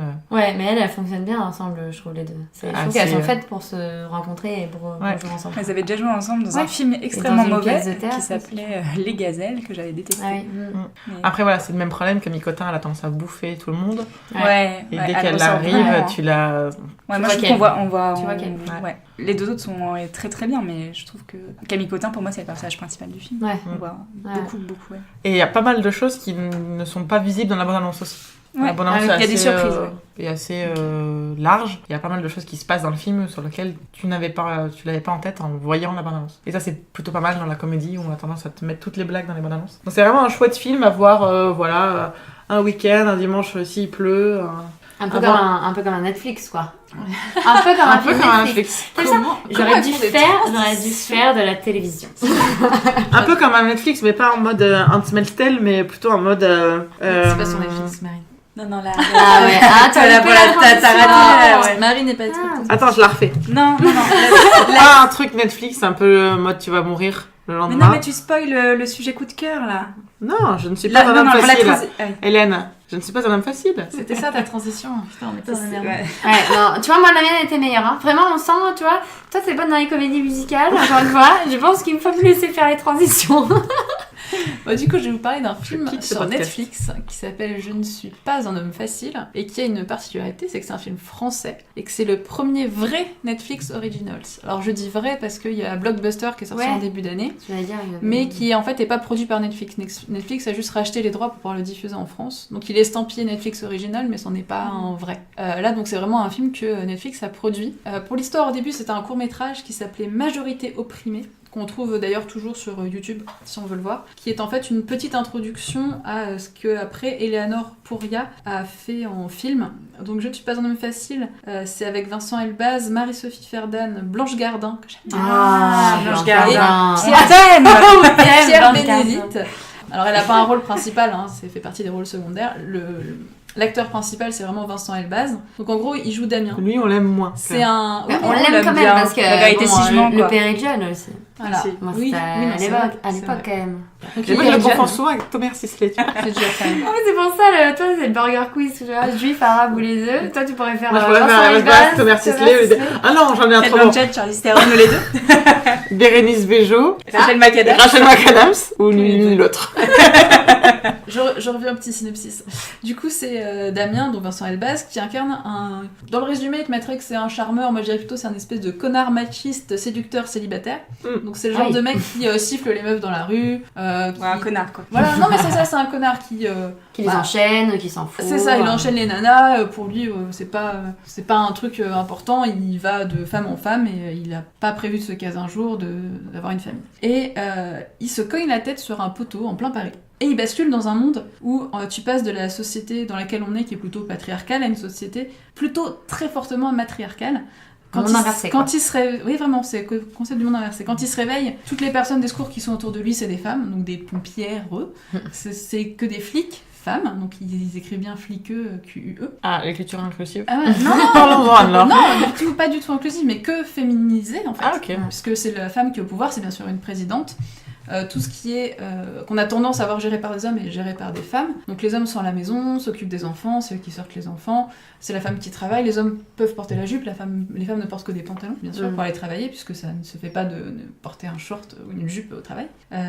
Et c'est vraiment un monde complet qui bascule, et forcément lui il tombe amoureux. Oui. Ça aurait été trop simple. Bah oui. Il tombe amoureux d'Alexandra, qui est forcément une femme hyper puissante, une croqueuse d'hommes, donc qui est vraiment Son le rôle rôle, que lui avait dans le monde inversé, qui est notre monde finalement. Et du coup, lui, il va tenter de comprendre comment ça fonctionne, de pouvoir trouver sa place là-dedans. Donc au départ, t'as l'impression que c'est juste une comédie un peu bête sur ok, on a inversé le monde et on a mis les hommes à la place des femmes et les femmes à la place des hommes.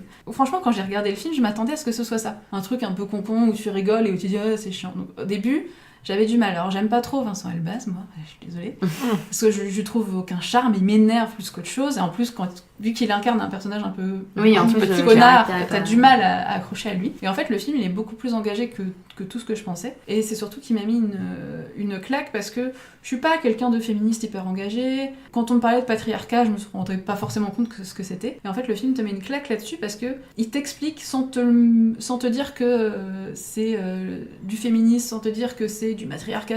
Il te rabat pas tous ces termes-là, il te montre juste un monde qui bascule.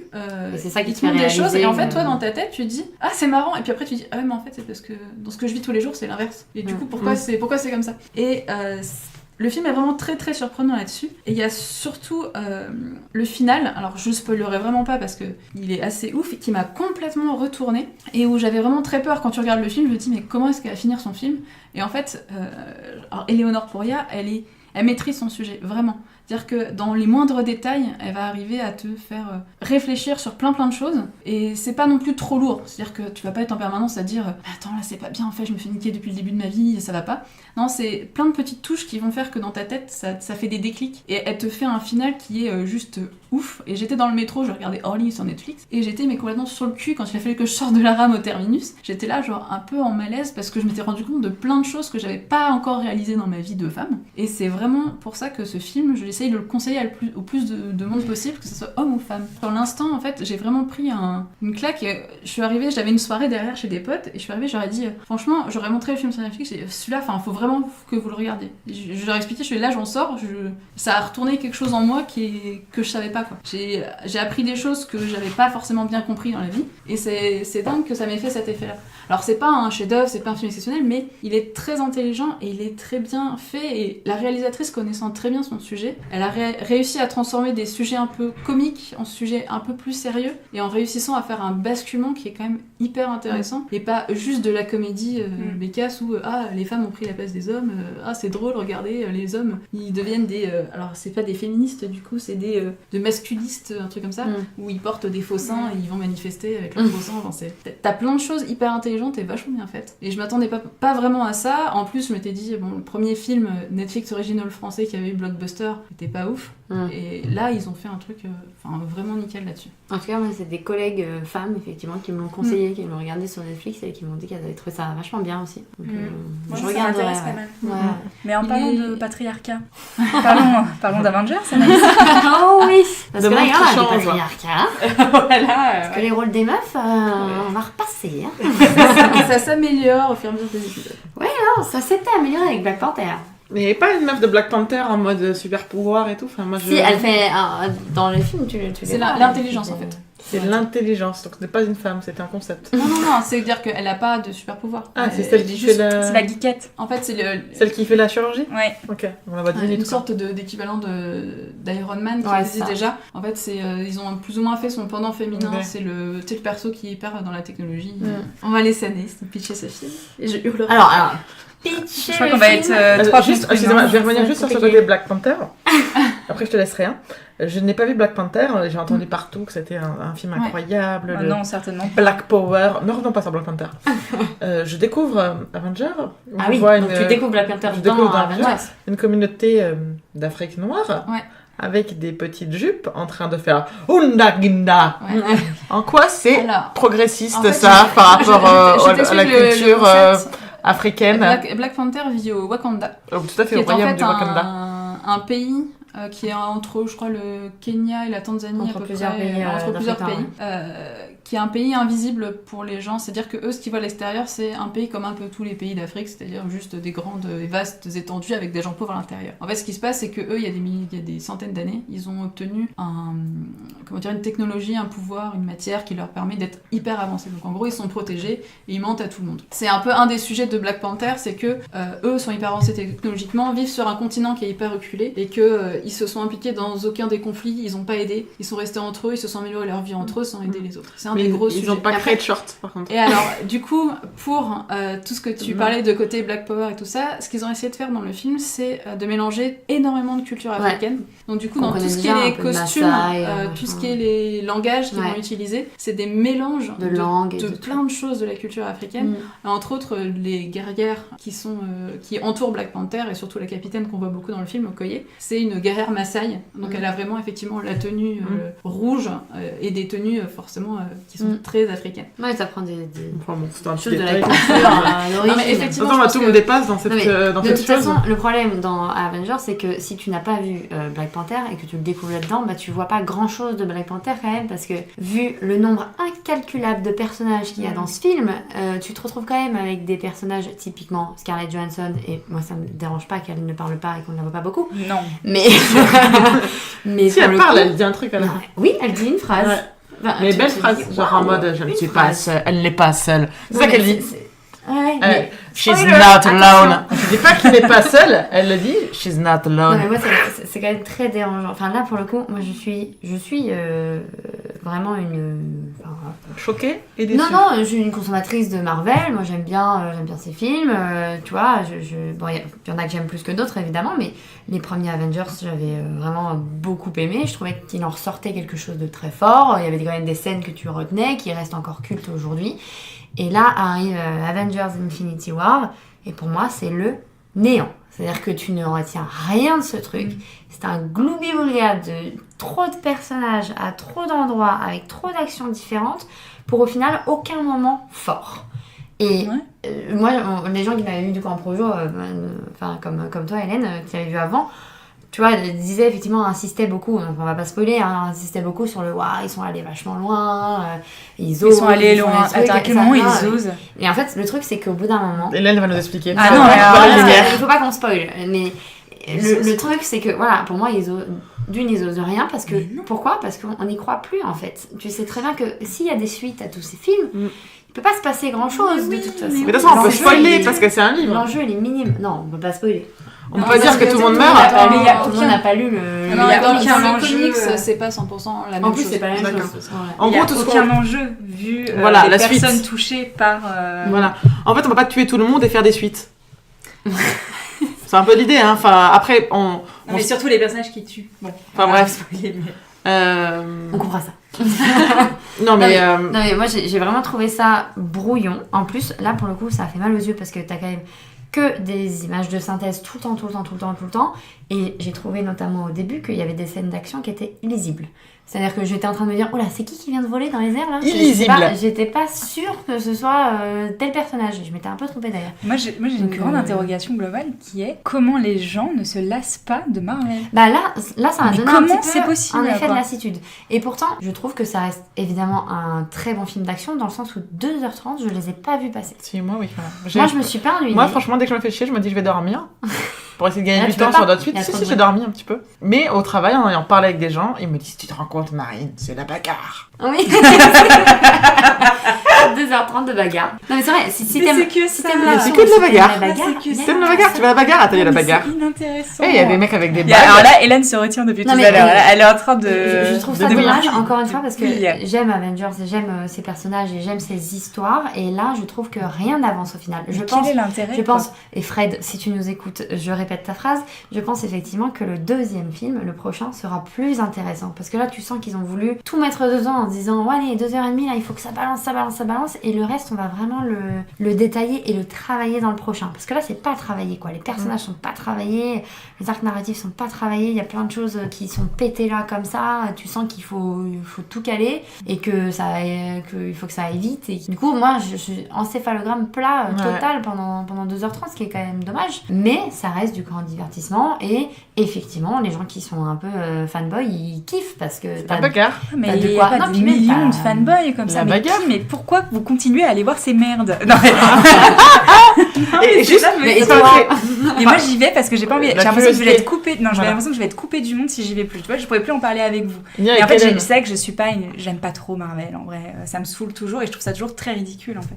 En fait, je pense J'y que crois pas. c'est surtout ça, c'est que Marvel, c'est maintenant 10 ans de films, Ouais. 18 films en tout, Ouais. qui sont arrivés Trop. avant. Beaucoup trop. Alors, il y en a eu qui n'auraient pas forcément eu besoin d'exister. Je parle en particulier des premiers Thor, qui sont Hulk. pas Ouais, assez exceptionnels. Ouais. Le Hulk a été plus ou moins oublié dans l'histoire, hein, puisque Celui avec Hulk Edward a changé Norton. entre-temps. Ouais. ouais, Ou exactement. Eric Bana. Non, Edward Norton, qui est arrivé juste après Iron Man, donc qui fait partie intégrante du MCU. Mais très clairement, là on arrive au film événement qu'on utilise effectivement depuis Ouais. 10 ans, puisqu'on voit Thanos. Thanos, c'est quelqu'un dont on nous parle depuis longtemps, qui est lié à tous les films, puisque sur le principe, en gros, Thanos c'est le gros méchant qui veut gentiment Tuer améliorer l'univers, Ouais. hein, parce qu'en fait c'est un peu le problème du personnage et la manière dont ils l'ont présenté dans le film. Il est beaucoup plus méchant dans les comics, là, Ouais, en parce que gros. là, ouais, C'est quelqu'un qui a une bonne idée, c'est qu'il y a de la souffrance dans le monde et pour. Ne dis pas une bonne idée. Non mais pour lui c'est une bizarre. bonne idée en fait. Ça Hitler part, avait ça- des bonnes idées. ça part du- Non mais c'est ça, c'est le même problème.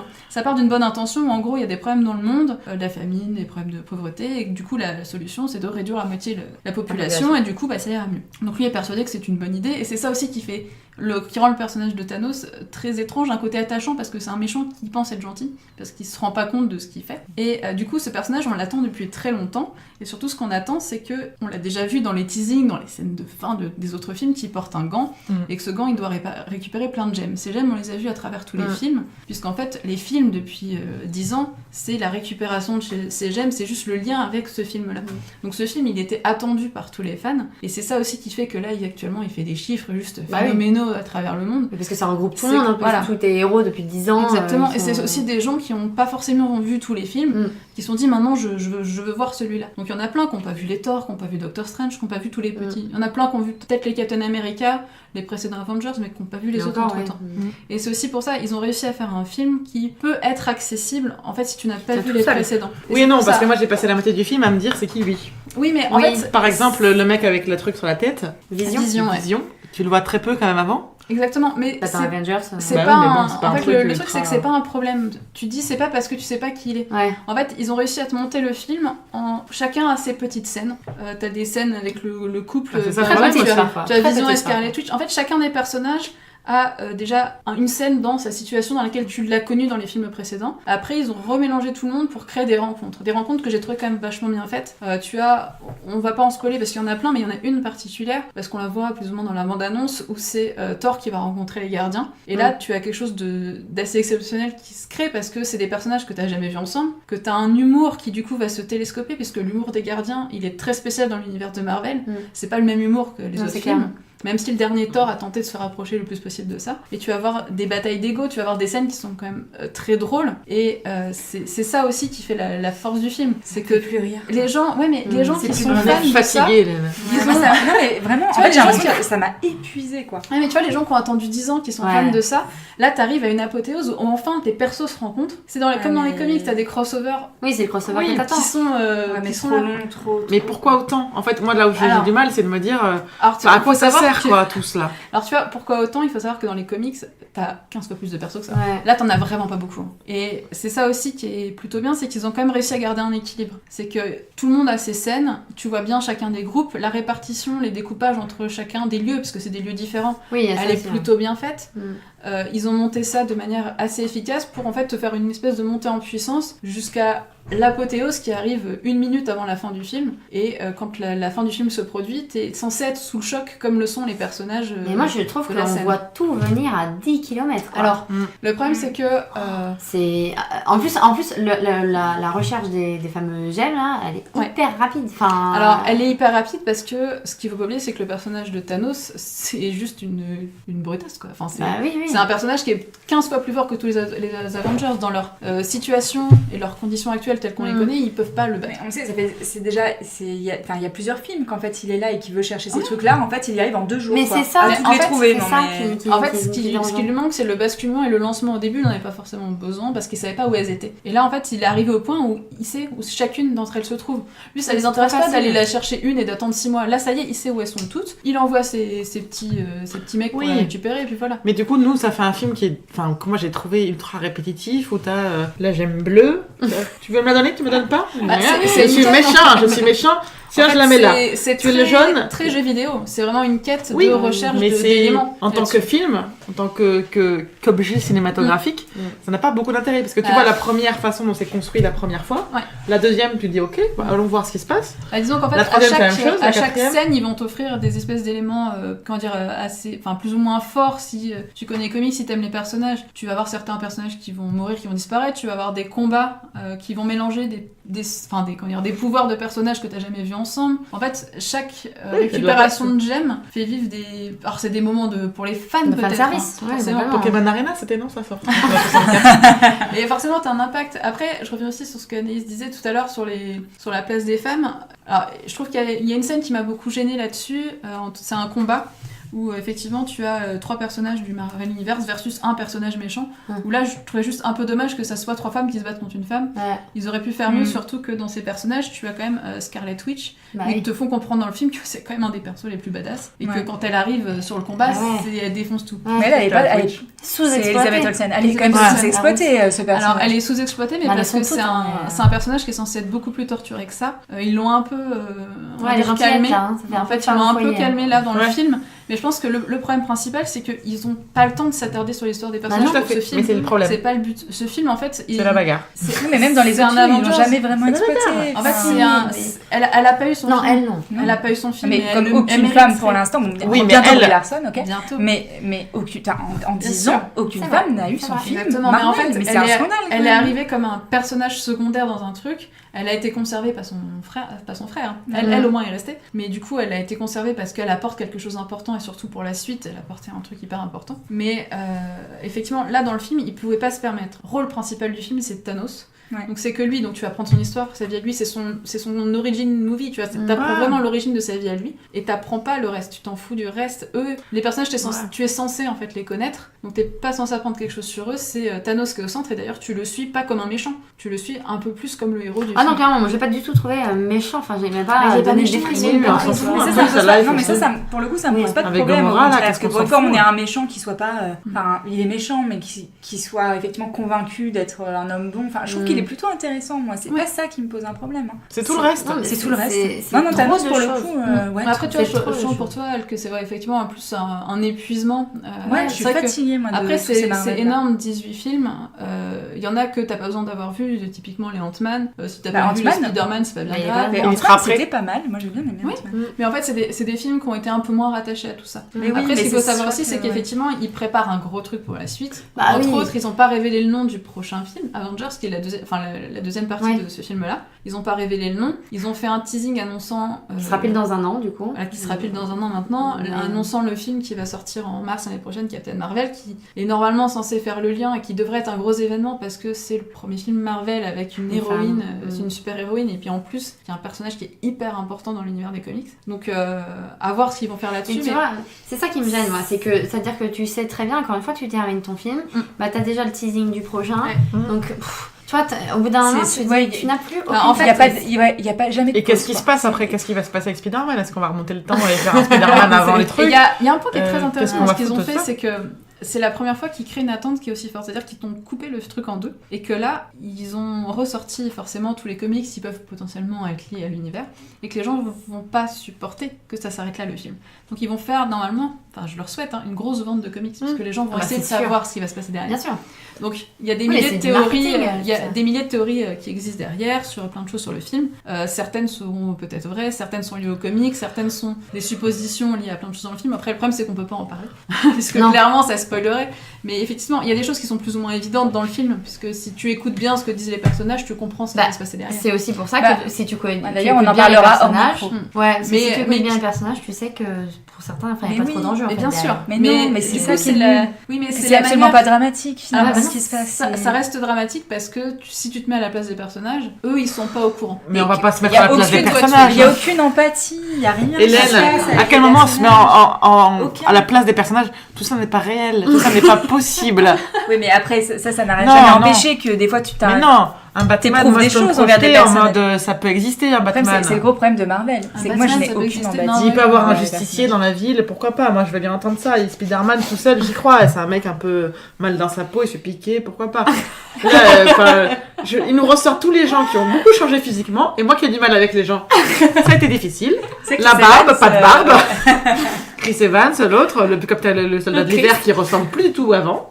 Ah, mais Si, il a lui, toujours eu pas cette changé. tête-là. Il a pas Mais non, il avait pas la barbe avant. Oui, bon. Voilà. Là, au milieu, t'as Sherlock Holmes. Enfin, je veux dire, ça n'a Ah, ni d'ailleurs, queue ni chose très tête. intéressante, tu as Sherlock Holmes et Sherlock Et Holmes. Sherlock Holmes, ouais, tu as deux Sherlock Ils Holmes. ont une scène de Robert Sherlock Holmes Downey ensemble. Jr. Tout à fait. Oui, c'est vrai que c'est Benedict vrai. Cumberbatch. Ouais, Tu vois, ça t'aurait dû me le dire avant le film, j'aurais trouvé de l'intérêt. Parce que là, j'étais un peu en mode super, Moi, je suis quelle pas- pierre, je suis pas cinquième aussi sévère, pierre. hein. Pour terminer, je suis pas aussi sévère. Je comprends que les gens aient envie d'aller le voir et que, encore une fois, c'est évidemment que de la bagarre pendant 2h30, donc tu te fais pas chier puisque De si la t'aimes bagarre. la bagarre, tu seras Mais fan. en fait, oui, Mais mais t'en trop de retiens rien. bagarres. Tu la Tu bagarre. la hein. bagarre. Je suis d'accord. Voilà, Cette conclusion est nulle. tu la bagarre. Allez, trouve une transition après. On fait une petite pause et on se rejoint juste après pour nos coups de cœur et pour conclure l'émission tout de suite. Et on va terminer par nos coups de cœur, nos petits moments de vie. Parce qu'il y a des gens qui ont vécu des choses hyper folles le week-end dernier. Et on va vous en parler rapidement, on va pas faire de débat, même si je pense que sur certains sujets ça va être très compliqué. Et comme une fois n'est vraiment pas du tout coutume, c'est moi qui vais commencer. Oui. Vous savez, c'est cool. Je vais vous parler d'une BD qui s'appelle Les Petites Distances. Il faut savoir que moi j'ai eu pas mal de BD en numérique avec l'appli Isineo et je prends un peu en random ce qui sort parce que j'ai envie de tester. Là la couverture me plaisait pas mal, c'était un truc un peu genre crayonné, dessiné à la main et je me suis dit que ça avait l'air sympa donc je me suis jetée dedans. Donc Les Petites Distances c'est publié par Casterman, c'est 152 pages donc c'est une belle BD, il y a quand même pas mal de choses à lire. C'est un scénario de Vero Caso et un dessin de Camille Beniamina. Alors pourquoi je vais vous parler de cette BD, c'est parce qu'elle m'a marqué pas mal parce que c'est un concept que j'avais jamais vu. C'est l'histoire de Max qui est un mec très discret, mais genre tellement discret que qu'il s'efface au fur et à mesure. C'est que les gens commencent à oublier qu'il existe jusqu'à complètement ne plus le voir, ne plus l'entendre quand il parle, et il va disparaître de la vie des gens. Donc il s'était mis dans une coloc, et puis un jour il se rend compte qu'il y a quelqu'un qui s'est installé dans son lit parce qu'on avait oublié qu'il existait. Et du coup, il décide de migrer dans son immeuble et de trouver autre part pour vivre. Et il va rencontrer... Non, c'est vraiment très triste. Parce qu'il se rend compte de ça, que ça va pas, il n'a pas de solution. Et il va rencontrer Léonie, donc une de ses voisines qui est célibataire, et qui, elle, vit seule, mais pas tout à fait, parce qu'elle vit avec ses démons. Tout ce qui va pas dans sa vie se représente en démons. Et quand lui arrive dans son appartement, il arrive à faire fuir ces démons-là. Et en fait, on va se retrouver dans cette colocation un peu étrange, puisque elle ne réagit pas quand il parle, comme tous les autres, mais lui elle lui apporte un bénéfice en fait en ayant fait fuir tous ces démons. Et ils vont vivre ensemble, elle pensant vivre seule, lui vivant avec quelqu'un, mais sans qu'elle se rende compte qu'il est là. Donc ils vont dormir ensemble, ils vont manger ensemble, ils vont tout faire ensemble. Et t'as une espèce de relation bizarre qui se crée, parce que des fois, t'as l'impression qu'elle lui parle, alors qu'en fait, elle n'est pas là. Il est un peu en transparence dans toute la BD, c'est vachement bien fait. Et j'ai vraiment beaucoup accroché là-dessus. C'est très bien écrit. Tu vas vraiment avoir la vie de Léonie qui va se dérouler, et puis Max qui est une sorte de spectateur, il peut rien faire, vraiment rien du tout. De temps en temps, il y a un chat qui le voit, mais tu vois, c'est vraiment juste ça qui se passe dans sa vie, c'est vraiment dramatique. Et l'auteur arrive à faire un truc très intelligent jusqu'à la fin, avec un très très beau final, que bien sûr je spoilerai pas. Qui fait une BD hyper équilibrée, avec ces deux personnages qui sont très intéressants, que ce soit le personnage de Léonie, qui est un personnage hyper torturé, parce qu'elle sait pas trop ce qu'elle veut dans la vie, elle a plein de démons, t'apprends plus ou moins certains ce que c'est. Et t'as ce personnage de Max qui est tellement timide, tellement réservé que tu le vois disparaître. C'est-à-dire qu'au début de la BD, il existe, et puis tu vois au fur et à mesure que les gens le voient mais l'entendent plus. Les gens dans la rue, limite, lui passent en travers. J'ai trouvé ça hyper bien dessiné, impressionnant à voir vraiment en dessin, parce que tu te dis, à l'écran ça serait facile à faire, mais en dessin c'est compliqué, et en fait ça passe vraiment, vraiment super bien. Donc voilà, je vous conseille, c'est Les Petites Distances chez Casterman. Ça fait envie. Ouais. Du coup, on va enchaîner. Alors, avec un truc, quand j'ai vu ça, je me suis dit, mais qu'est-ce que c'est ? Anaïs, elle a mis les pochettes surprises. Oui. Je me suis dit, elle va nous parler de quoi ? Des trucs de bonbons. Parce qu'on l'achetait avec moi quand on était petits à la boulangerie. Avec un petit bracelet, une petite bague ou un petit truc en plastique. Non, c'est une pochette surprise qui s'appelle La pochette sortie. C'est un nouveau concept, j'en avais entendu parler en fait sur internet, j'avoue, je sais plus où est-ce que j'avais déjà entendu le nom, qui en avait parlé. Mais un peu comme toi, le nom La pochette sortie, qui m'avait donc fait penser à des pochettes surprises, m'avait interpellée, et donc je suis allée voir pour tester sur un mois ce que c'est. Et donc, la pochette sortie, c'est quoi ? C'est si tu habites à Paris, mais aussi dans les grandes villes, un petit peu en France, parce qu'il y a des différentes grandes villes où tu peux avoir ce service-là. En fait, tu payes ton abonnement, donc c'est sans engagement. C'est un peu cher quand tu vois le prix comme ça, c'est environ 45 € par mois pour le truc sans engagement. Mais en fait, tu reçois des places pour 2 personnes, pour un spectacle, enfin pour une sortie, pour le mois à venir. Alors comment ça marche ? Tu t'inscris sur la plateforme, évidemment, tu testes sur la pochette sortie. Tu renseignes brièvement quelques informations, évidemment ton adresse pour recevoir les places, ce genre de choses. Et tu as des petites questions qui sont pas spécialement celles que tu attends, qui sont un petit peu, pas à la Burger Quiz, mais qui te mettent face à face. Celui qui te fait rire, c'est plutôt machin ou machin, tu vois, pour connaître un petit peu tes goûts et les cerner un petit peu rapidement. On te demande déjà si tu veux utiliser ces places pour sortir en couple, entre amis, en famille, enfin ce genre de choses-là. Et une fois que ça a déterminé, mais en très rapide, en peut-être 5 questions, ton profil, ça te dit ok, c'est fait, c'est enregistré. Et puis le 20 du mois, tu recevras par email des propositions de sortie qui correspondent à ton profil. C'est ce qui s'est passé. Le 20 du mois, j'ai reçu un email qui te fait encore comme un clash, un versus. J'avais le choix entre 2 spectacles complètement différents. Qui était donc Le Fils, une pièce de théâtre, et l'autre qui a un nom imprononçable, donc je serais incapable de le répéter, mais qui est une pièce un peu particulière où ça se passe en Afrique et où il y a plein de cultures mélangées, une histoire qui est racontée comme ça. Et donc j'ai lu, tu peux lire évidemment le synopsis, t'as le lien vers les sites et tout, et les bandes annonces pour te montrer, te faire un petit peu ton avis dessus. Et donc si ça ne te convient pas, si aucun des deux ne te convient, tu as 48 heures pour dire je veux qu'on m'envoie des nouvelles propositions. Et sous 48 heures, tu reçois une nouvelle proposition pour te dire finalement ce sera ce spectacle-là, ce spectacle-là. Et si ça te va, tu cliques juste dans le mail sur le spectacle qui t'intéresse. Moi j'ai cliqué sur Le Fils parce que j'avais vu en plus dans le métro des affiches en disant qu'ils sont nommés, genre ils ont 6 Molières de nommer, enfin c'est un peu la pièce qu'il faut voir en ce moment. Et ensuite on te dit tu reçois tes places par la poste, et donc j'ai bien reçu les petites places. Ensuite ça se présente comme une pochette surprise que vous ne voyez pas mais que nous on voit là. Tu as la pochette sortie que tu reçois bien chez toi, et dedans tu as quoi ? Tu as évidemment un petit coupon à échanger à la caisse qui te rappelle que tu as 2 places pour Le Fils samedi 5 mai à 20h30, à quel endroit, etc. Et tu as un petit carton qui te rappelle Le Fils c'est quoi, tu as le synopsis, et tu as même derrière des informations sur la salle, l'itinéraire pour aller jusqu'à la salle, et des informations pratiques là-dessus. Donc c'est sans engagement, donc au pire de toute façon tu testes sur un mois, t'arrêtes si ça te plaît pas, si ça te convient pas. Mais c'est une très bonne manière parce que t'as des concerts, t'as des pièces de théâtre, t'as des spectacles musicaux ou autres, c'est tout mélangé. Ils essayent de faire un peu brasser un côté multiculturel dedans. Et ça te permet évidemment de découvrir, enfin typiquement les deux, je sais pas si je me serais jetée sur ces deux pièces-là tout de suite, tu vois. Sauf que là, on me les propose, c'est dans mon abonnement, je les reçois. Donc je vais y aller et je vais me faire mon propre avis. Et puis je verrai ensuite si ça me plaît, si ça me plaît pas. C'est aussi une pochette qu'on peut évidemment offrir. Donc ça peut être une bonne idée de cadeau. Là, il y a la fête des mères, fête des pères, tout ça qui arrive. Ça peut être sympa pour faire découvrir les gens qui aiment bien sortir. Puis en même temps être surpris et découvrir plein de choses sans jamais trop savoir où ils vont aller. Ça, c'est une très bonne idée. Et puis de toute façon, dites-vous que vous avez vraiment à chaque fois le choix. C'est-à-dire que si vraiment ça vous convient pas, vous pouvez changer et leur dire non et puis passer à autre chose. Mais en tout cas, vive les sorties, vive la pochette sortie. C'est pas mal. C'est vrai que t'as pas mal de box qui existent, mais... mais là, t'as pas ce système de box. C'est plus de l'événement, Ouais, et puis tu reçois vraiment, tu vois, ton petit courrier, ta petite lettre avec un timbre, et puis l'adresse écrite à la main dessus. Enfin, je sais pas, t'as un côté un peu... personnalisé. Ouais, un peu comme si c'était ton ami qui te conseillait quelque chose, tu vois, et qui te dit, écoute, cette pièce-là, il faut vraiment que tu la vois, je t'envoie des places, vas-y, viens me voir, ou viens voir telle personne à ce théâtre-là, tel jour, à tel heure. On passe côté Marine et sa grande spécialité. Je sens que Marine est en plein traumatisme, je sais pas si elle nous en parlait. Et Marine a été voir Arcade Fire à Bercy. Je fais une petite parenthèse vacances. Je viens d'apprendre que mon vol est annulé vendredi. Merci la grève Air France. Je ne vous aime pas du tout. On n'aime pas Air France. Non mais franchement, je trouve ça juste scandaleux que la SNCF et Air France fassent grève en même temps. Ouais, je suis d'accord. Et qu'ils soient en mode on annule tous les vols. Enfin, j'ai pris l'avion 2 fois ce mois-ci, ça fait 2 fois qu'il est annulé. Et c'est juste que, quand tu fais des courtes distances, tu t'arranges, tu vas dans un autre truc. Là, je pars en vacances, tout est calibré derrière et on te dit que ton vol, il n'y a plus de vol. Enfin, il n'y a plus. Et démerde-toi.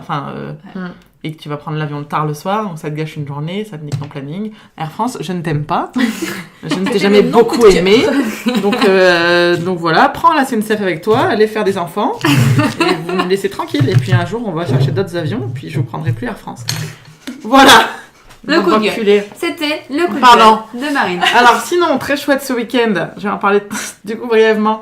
Samedi dernier, quand le monde était encore doux et que l'avion n'était pas encore annulé, avait lieu le concert d'Arcade Fire à Bercy. Bon, si vous ne vivez pas sur une autre planète, tout le monde en a parlé. Il y a eu pas mal de choses qui ont tourné sur les réseaux sociaux. Alors, je suis pas très objective avec Arcade Fire, c'est un des groupes que j'aime le plus sur scène. Tant ils sont fous, plein d'énergie, et qu'en même temps, c'est un truc, moi, qui à chaque fois me bouleverse un peu, tant c'est beau et triste à la fois. Enfin, je sais pas comment expliquer. Ils ont transformé Bercy en un ring géant. Donc, en fait, c'était pas le Bercy tel qu'on le connaît, en mode scène au bout, et puis des gens très loin. C'était une scène carrée au cœur de Bercy, où tout le monde était autour. C'est génial ça. Et leur scène en fait était tournante.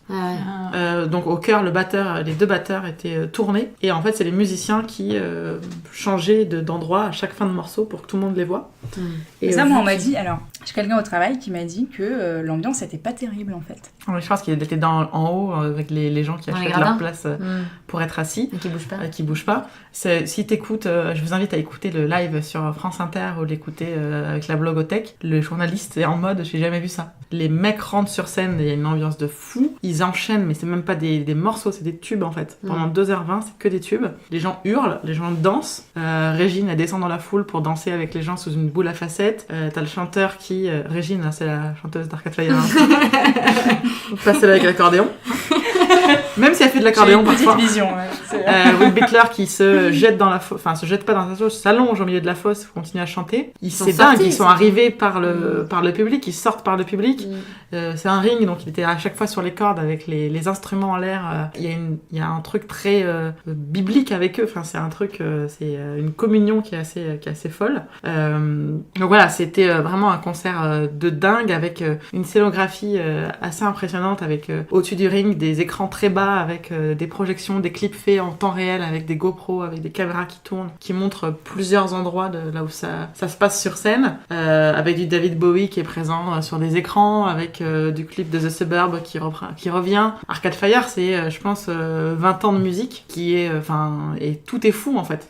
Et tu sentais que les gens étaient contents de les voir. C'était la dernière date de la tournée. Ils tournent pas énormément. Enfin, voilà, moi, je suis à chaque fois bouche bée devant ce spectacle. Et il faut savoir aussi qu'Arcade Fire, là où ils sont, c'est des monstres. C'est qu'ils tournent chacun d'un instrument à l'autre. Donc, t'as pas un guitariste, t'as des musiciens et ils tournent. Donc à chaque fois, t'as quelqu'un qui fait un nouvel instrument. Il y a des Haïtiens qui viennent pour danser, pour parler, parce que c'est un groupe assez engagé. Enfin voilà, tu sens que c'est quand même un groupe à part. Et surtout, moi, ce qui me sidère, c'est que ils sortent de scène après 2h20 et ils sortent de la scène et ils sortent de Bercy. Dans la rue, ouais. Et ils sortent de Bercy dans la rue avec un mégaphone et ils continuent à chanter avec les gens qui les entourent et qui marchent pendant des minutes tour, en fait, pour marcher. Et ça s'est terminé dans un bar de Paris qu'à 6h du matin où ils chantaient avec des gens. C'est dingue. Et pour un groupe qui a cette notoriété de se dire qu'on s'enferme pas dans un bus et on va pas faire notre petite vie, on va juste communier. Continuer le spectacle, en fait. Ouais, c'est ça. C'est vraiment, c'est pour ça que quand je parle de cohésion, c'est vraiment pas de loin. Enfin, tu les as suivis, toi, un peu? Non, mais pas du tout. Nous, on est comme des cons en mode, on a des casques à la consigne, vieux trentenaires.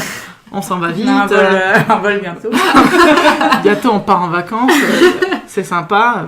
Non, tu vois, on est bête. Avant, on aurait attendu à la fin des concerts. Ils sortent par où? Et là, on est en mode, on va éviter la foule, il va y avoir du monde. Dans le métro. Des cons, tu vois.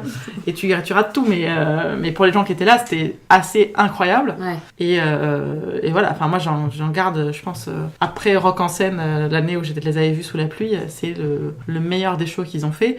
Et l'idée de cette scène au cœur de Bercy, c'est quelque chose qu'il faut reprendre. Ça n'a pas de sens d'avoir une scène au bout et des gens très loin, en gradin et en fosse. C'est insupportable, ça. Où tu vois rien. Là, moi, je suis arrivée à 20h. Alors, le concert est commencé à 21h et on était à 10 mètres. Devant, quoi. Après, voilà, c'est juste ultra malin et il faut prendre, à mon avis, cette mesure pour faire la suite. Britney Spears, si tu nous entends, fais la même chose pour le mois d'août. Nous arrivons. Et Britney. Et en parlant de drama et d'annulation d'avion. Et en plus, attendez, je tiens à dire que sur l'appli Air France, il y a écrit que ce vol est confirmé. Alors qu'on m'a envoyé comme mail en disant qu'il était annulé. Ça se trouve, c'est le retour qui est annulé. Mais bien sûr que non, ils n'ont pas de la visibilité si loin. Du coup, Anne-Laure, je parle quand même. Voilà. J'enchaîne. Moi, je voulais juste parler rapidement du retour de 2 séries qu'on a beaucoup aimées et qui reviennent avec leur 2e saison. Alors, à commencer par The Handmaid's Tale. Donc, en fait, la saison 2 a déjà repris, parce que je crois qu'elle reprenait fin avril. Moi, personnellement, j'attends qu'elle se termine pour enchaîner tous les épisodes d'un coup. Je sais que c'est pas le cas de tout le monde ici. Mais voilà, j'ai du mal à attendre semaine après semaine les épisodes. C'est très difficile pour moi. Mais je suis ravie de ce retour, parce que j'ai adoré la saison 1, qui est franchement, je pense, la série qui m'a le plus marquée ces dernières années. Je pèse mes mots. C'est vraiment brillant, intelligent, c'est dur aussi. Ça fait froid dans le dos quand même. Oui, c'est pas facile d'enchaîner les épisodes.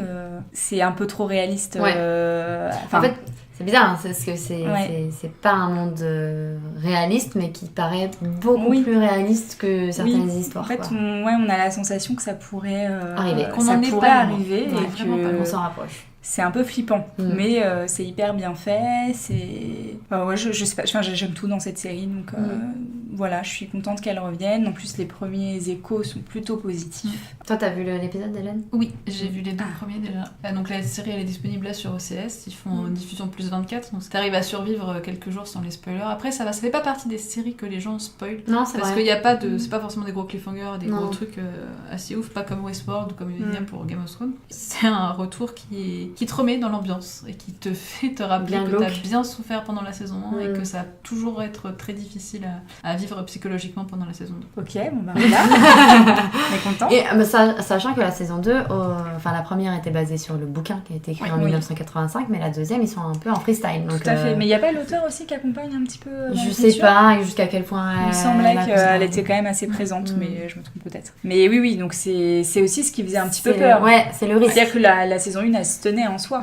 Comme d'ailleurs la 2e série dont je vais parler, qui est 13 Reasons Why, qui revient donc le 18 mai sur Netflix. Et là aussi, là pour le coup, on a plus peur de ce qu'ils vont faire. Je comprends pas parce que pareil, la saison 1, pour le coup, pareil, adaptation d'un roman, ça se tenait super bien en une saison. Tout seul, Et bon, forcément, succès oblige, ils se sont dit qu'il fallait faire une 2e saison. Bon, maintenant que ça arrive, franchement, je suis curieuse de voir. Oui, je vais regarder, forcément.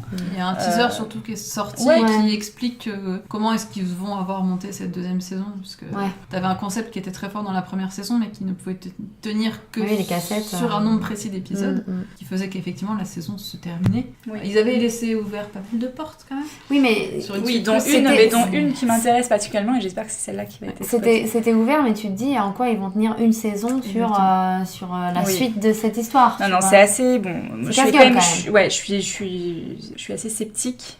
On va voir et je pense qu'on va être quand même pas mal de curieux à regarder ce que ça va donner. Donc voilà, le 18 mai, ça approche C'est sur Netflix. et c'est sur C'est Netflix. sur Netflix, évidemment. Voilà.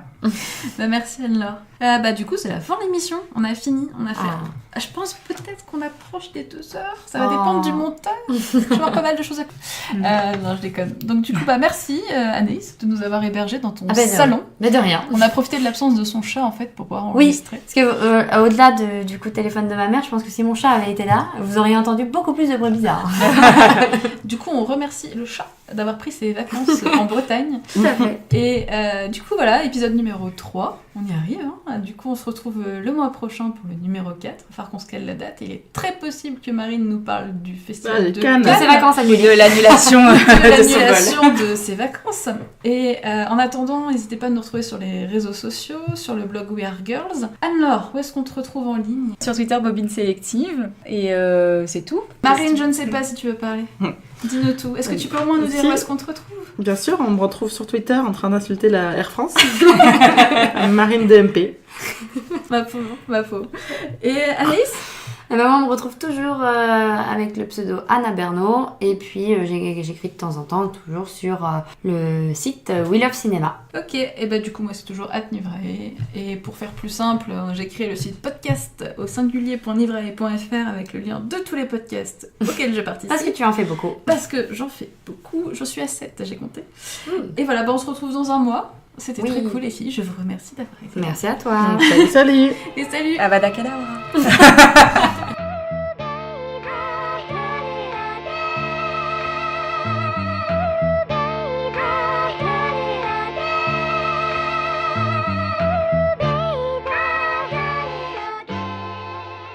Revenons à nos comédies musicales. Puisque je disais donc que oui, nous on n'est pas comme à Londres ou à Broadway, on n'a pas beaucoup de choix. En général, t'as une grosse comédie musicale qui sort. Maman. Il faudrait lui répondre à maman. ça suffit. J'essaie de... Tu veux pas lui dire allô, on se Non, rappelle c'est plus tard? Est-ce qu'on peut pas casser ce téléphone? Est-ce que je pense que je vais le jeter vers la fenêtre? Sinon, je vais aller le débrancher et je vais lui dire à maman, tu ne m'appelles plus. Forever. Forever. Voilà. S'il y a un rappel une dernière fois, vous l'aurez en live pendant le podcast. Je lui dirai, maman, ça suffit. Yannick.